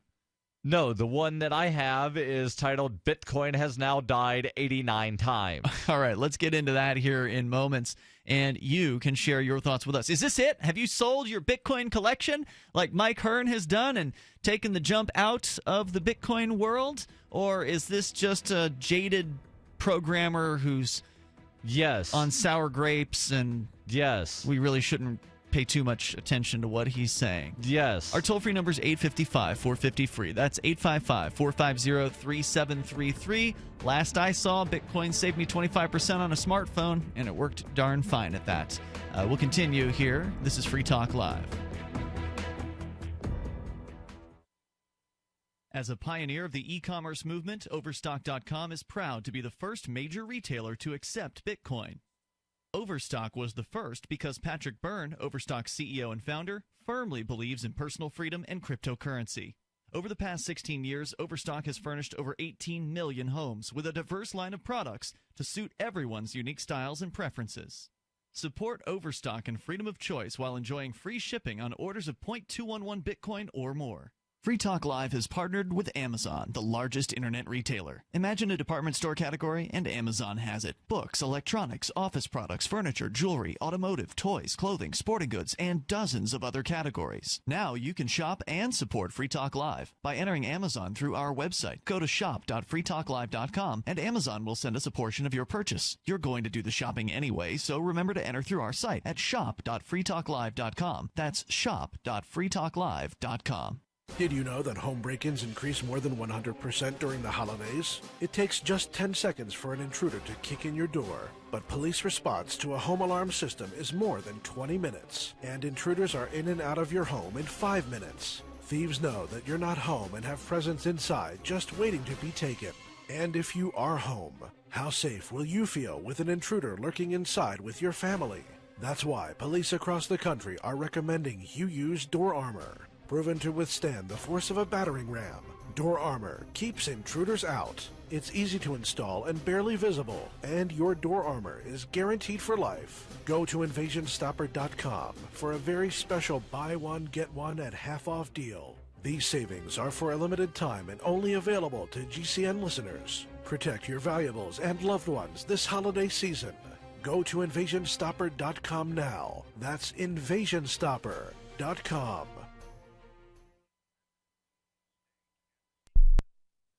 What if the key to achieving liberty in your lifetime was to move together with others who think like you? Liberty activists are joining the Free State Project, which is over 90% of the way to its goal of 20,000 participants. And they're already making the move to New Hampshire. The successes are piling up and are proving the Free State Project is a real movement and no longer just a great idea. When you're planning your move, consider Keene. Keene is famous for its civil disobedience and non-cooperation, and there's plenty of political opportunity as well. If you're a regular reader of freekeene.com, you know there's a lot going on in Keene. Keene is the liberty media capital of the world, with television, talk radio, and more, all originating here. Though it's more than just activism, with regular social events each week. See what's happening at freekeen.com and get connected with video, audio, free books, a forum, and activist tools you can download and use in your area at freekeen.com. That's freekeen.com. So you've heard all 3 hours of the latest episode of Free Talk Live, and you're still hungry for liberty-oriented audio content? Did you know that we have another 24/7 audio stream at LRN.FM? The Liberty Radio Network airs the latest episodes of some of the best liberty-oriented podcasts on the internet around the clock. In addition to recorded content, you'll also hear live shows like Free Talk Live, originating from our Keene, New Hampshire studio. So listen anytime at LRN.FM. That's LRN.FM. As a pioneer of the e-commerce movement, Overstock.com is proud to be the first major retailer to accept Bitcoin. Overstock was the first because Patrick Byrne, Overstock's CEO and founder, firmly believes in personal freedom and cryptocurrency. Over the past 16 years, Overstock has furnished over 18 million homes with a diverse line of products to suit everyone's unique styles and preferences.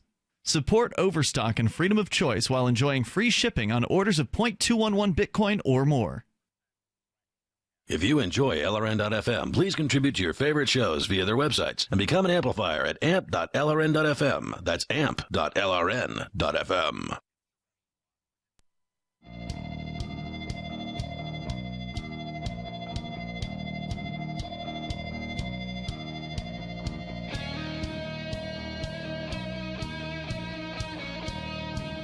It's Free Talk Live. Moments remain, but enough time for you if you want to join us here. In these remaining moments, 855-450-FREE is our number. We've got Skype as well. Maybe you're ready to call it quits on this whole Bitcoin thing. You're going to jump off the bridge because Mike Hearn, a former Bitcoin programmer, has taken the plunge and has left the Bitcoin world.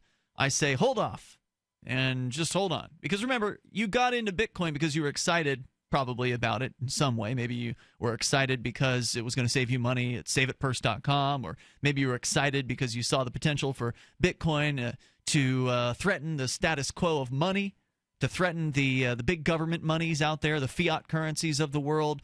You got into Bitcoin for whatever your reasons were, and you probably still have those reasons. Is there a perfect future ahead for Bitcoin? No, there's some rocks in the road. There's some things that need to get ironed out.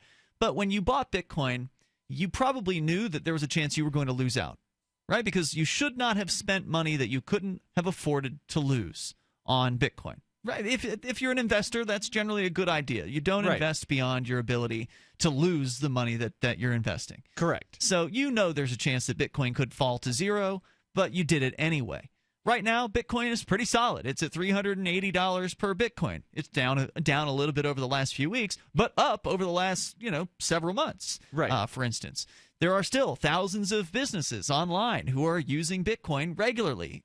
Businesses as large as Dell Computer, Overstock, Wikipedia, corporations, mom and pop businesses, even right here on Main Street in Keene, New Hampshire. You can go and use Bitcoin in real life to buy things in stores. Bitcoin, if anything, is becoming more popular over time, which is what's contributing to the growing pains that Bitcoin is experiencing. And growing pains are never fun, mind you. And I'm sure no one enjoys the drama that's going on the inside of the Bitcoin community. In the same way the Liberty community experiences some drama internally. Some activists don't get along with one another, and some people looking at that get frustrated by it. In fact, some of the people inside of activism get frustrated by it, and they might use that as an excuse to call it quits, in the same way that Mike Hearn is now using internal issues within the Bitcoin community to call it quits on this project. I wonder if anybody has started the Liberty obituaries page to count all of the times that you, Ian Freeman, have killed Liberty. Well, not just me, but the keen activists have killed Liberty so many different occasions. It would be hard to count them. And they've done it at your bequest, or at least that's the claim, is that all of the stuff that happens in Keene is only done because of Ian. So you had a story, Darryl, to put a little bit of perspective on this quitting of this Bitcoin developer, which seems like a big deal. I mean, this hasn't happened before, at least not in the way that it's being portrayed. And really, if you look at the price fluctuation of Bitcoin, it really started to drop once the announcement that this guy was leaving the developer team and declared Bitcoin dead. Is that a coincidence? That's when the price sort of took a plummet. Could have been a coincidence. Maybe not. It could have been a coincidence, But generally, when one thing happens and immediately after something else happens. Yeah, if a bunch of people were lemmings and decided to do the same thing and flooded the market with Bitcoin, that would bring the price down, right? And depending on how many Bitcoin this guy had. That could because be true. I remember waking up because lately I've been recording the newscast at night before I go to bed, and I noticed one morning I didn't close the tab that had the Bitcoin price, and I looked. I was like, what? Why is Bitcoin now $70 less than what it was that I said in the news that I recorded 8 hours ago? That was the night. It was the day that the Bitcoin is dead pronouncement came from this Mike Hearn guy. All right, so you've got a story that puts a little bit of perspective on this because this is not the first time Bitcoin has been declared dead. Yes. So this is a response from a writer at Medium.com. Writer is Henry Braid. He says there's a website called Bitcoin Obituaries that lists all the claims that Bitcoin has died. The newest, claim number 89, came just this week and was one of the loudest so far. Bitcoin early adopter and developer Mike Hearn published an article claiming Bitcoin is a failed experiment. He writes, have been involved in Bitcoin since 2011 and have been following Hearn for a long time and also followed the block size debate closely. I think Hearn is going way over the top with his claims, and I'm going to try to explain how. Also, I'm going to explore the why territory a little bit as well. I'll go through the problems he lists in the early part of the article. Couldn't move your existing money. There's no problem moving money in the Bitcoin network. It works at the moment just as it has worked all the time for the last 7 years. I've moved money through the Bitcoin network yesterday, and our company moves money through it every day, including today, and quite successfully. Hearn is predicting there will be bigger problems in moving money in the future, but it is not a problem of that level right now.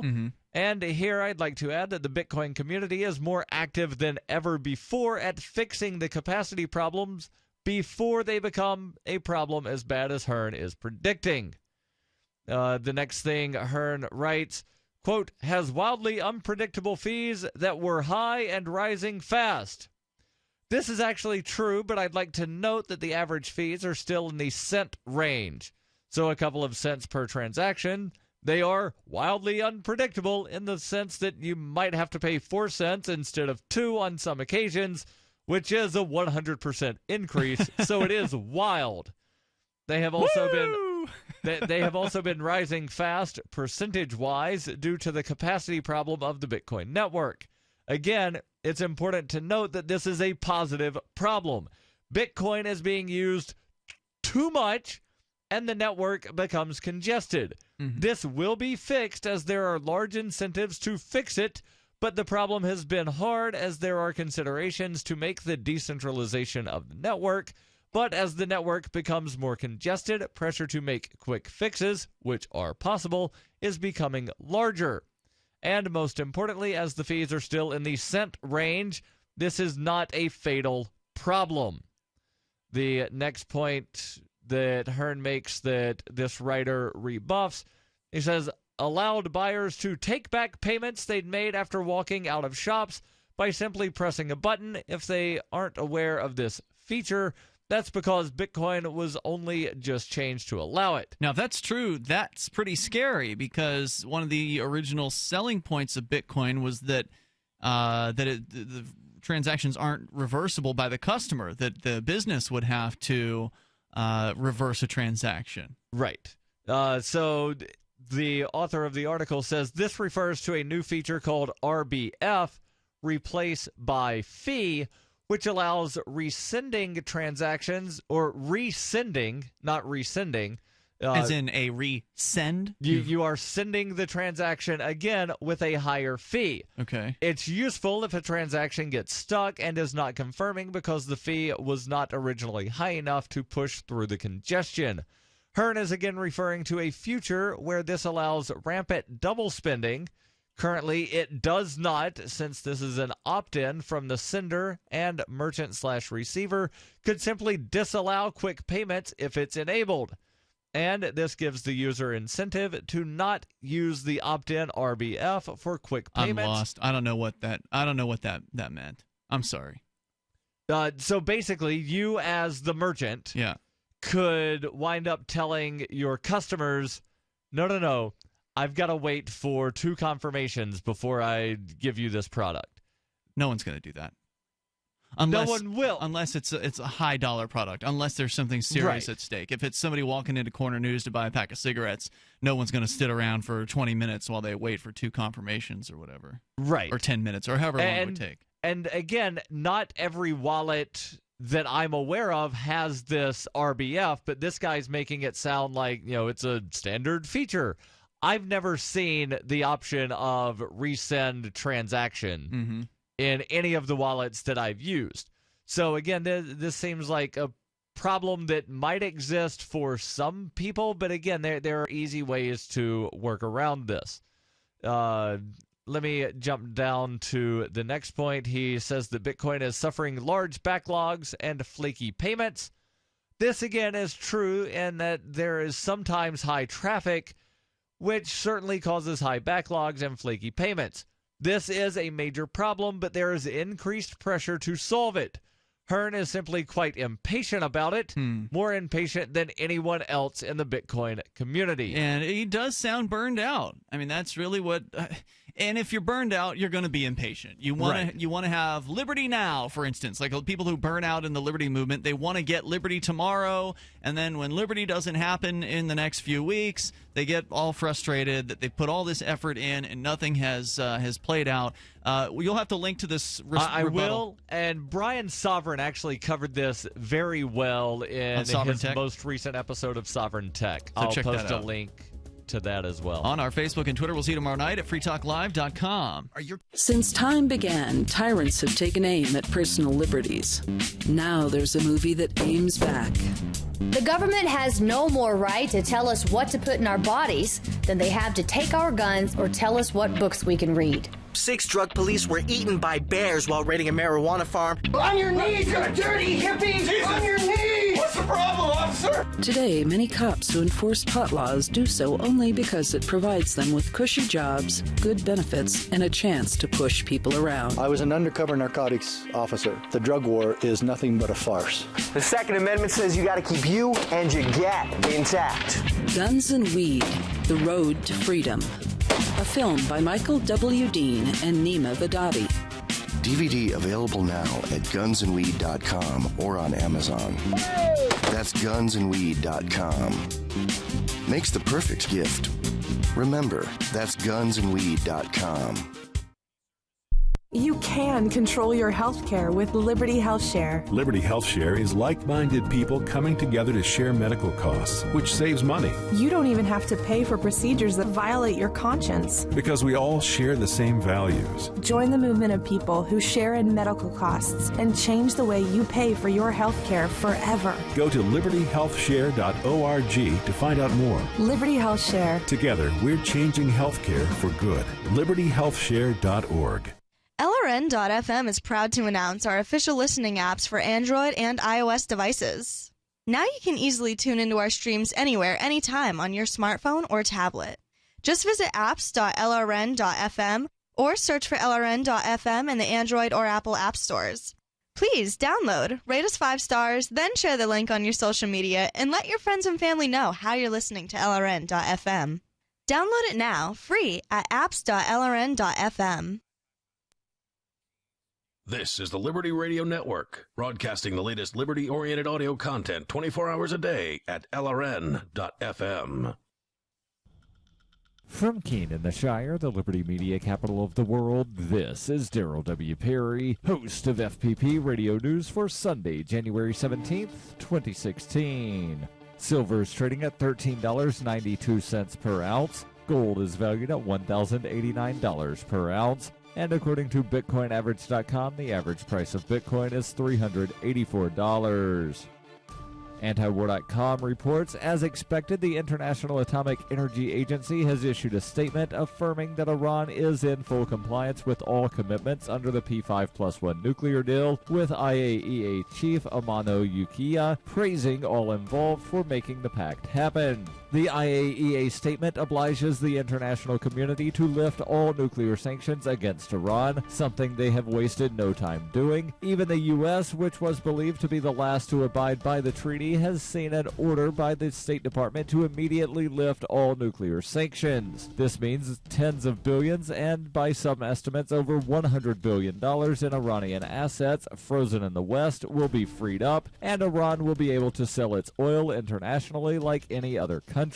The freed up assets are expected to set the stage for massive Iranian spending on modernization of their economy. The last measure Iran needed to complete for compliance, the removal of the core of the Arak heavy water reactor, was completed on Friday. The reactor, meant to produce medical isotopes, is to be redesigned by one of the P5+1 members, likely China, to satisfy international objections. The hopes that the implementation would boost international diplomacy with Iran were bolstered by a side deal between Iran and the U.S. to exchange prisoners. 5 U.S. detainees were freed in return for 7 Iranians in this case.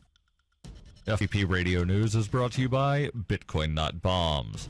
Bitcoin Not Bombs is a launching pad for nonprofits and social entrepreneurs into the financial freedom of the Bitcoin economy. Bitcoin Not Bombs offers premium publicity campaigns designed to facilitate an organization's adoption of Bitcoin as a payment system and to fully capitalize on that decision in their fundraising efforts. Bitcoin Not Bombs is fully committed to being the hub of the nonprofit sector of the Bitcoin economy, maximizing the potential cross-promotion of all our clients and commercial partners. To learn more, visit bitcoinnotbombs.com. UPI reports the U.S. Supreme Court has agreed to hear a class action lawsuit against Microsoft from Xbox users who allege the game system damages game discs. The suit claims that a flaw in the design of the system causes discs to spin erratically, permanently damaging them. NBC News reported a federal judge threw out the lawsuit in 2012, saying that there were not enough plaintiffs in the case for it to qualify as a class action. Microsoft argues that only 0.4% of users reported the disc scratching issue, and that the damage was due to misuse, not a flaw in the console. The Tech Times reported the court will review a ruling made last year by the Ninth Circuit Court of Appeals on whether or not plaintiffs can challenge a lower court decision denying plaintiffs class status. The Supreme Court petitioned the lower court for documents related to the case in October, and on Friday agreed to rule on the specific issues of class status. The Supreme Court has set a decision date for July 20th. For nearly 40 years, Roberts & Roberts Brokerage has been a trusted source for buying and selling precious metals like gold and silver. They also take Bitcoin for precious metal purchases and have permanently removed the minimum purchase amount for all orders paid in the digital currency. Call Roberts & Roberts today for knowledgeable advice on buying and selling precious metals and a forward-thinking approach to new technologies. 800-874-9760 or visit online at rrbi.co. Reuters reports a member of the group of armed men who have seized a U.S. wildlife refuge in Oregon has been arrested after driving a government vehicle to a local supermarket. The arrest was the first made since the group took over the buildings at the Malheur National Wildlife Refuge on January 2nd in the latest conflict over the U.S. government's control of land in the West. Law enforcement officials had so far kept their distance from the site, located about 30 miles south of the small town of Burns in Oregon's rural southeast, in an effort to avoid a violent confrontation. The Harney County Sheriff's Office said in a statement that police arrested Kenneth Mettenbach after he drove a vehicle owned by the U.S. Fish and Wildlife Service to a local supermarket on Friday. He was charged with unauthorized use of a motor vehicle. Mettenbach could not be reached for immediate comment, and it was unclear if he had retained an attorney. This has been FPP Radio News, online at fppradio.com. A scary day in Virginia after a mass shooting at the offices of Slash Forward Marketing. Management described the violent scene as incredibly inopportune if the company wants to hit its sales goals. Gunshots were first heard around 9:40 a.m. VP of Sales Ken Miller placed the first 911 call. 911, what's your emergency? Hello? Someone is shooting everyone at our office. Can you guys do something about this? We really can't afford to lose focus right now. The alleged shooter, Brian Henderson, a Slash Forward employee, was described by Miller as a so-so salesman and a, quote, candy ass who obviously couldn't howl with the big dogs. Slash Forward management said the company is rattled to the core by this poorly timed shooting. It was horrible, really. But hashtag pray for Slash Forward is trending, and we are getting tons of media exposure, so I think we're going to survive. Donations for the families of victims are pouring into the company website, as are applications for the 18 job openings listed immediately after the shooting. This is the Onion News Network.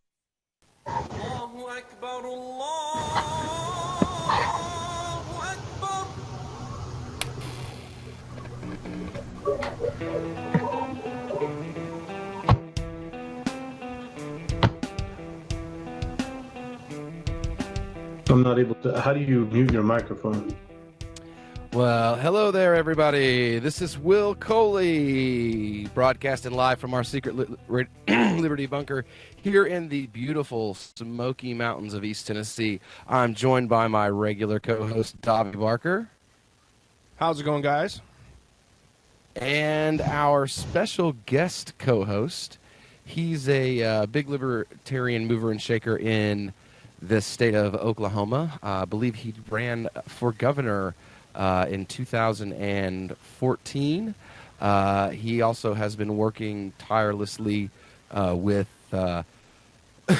Muslims in the Oklahoma area in order to create a relationship between the Libertarian Party and Oklahoma Muslims.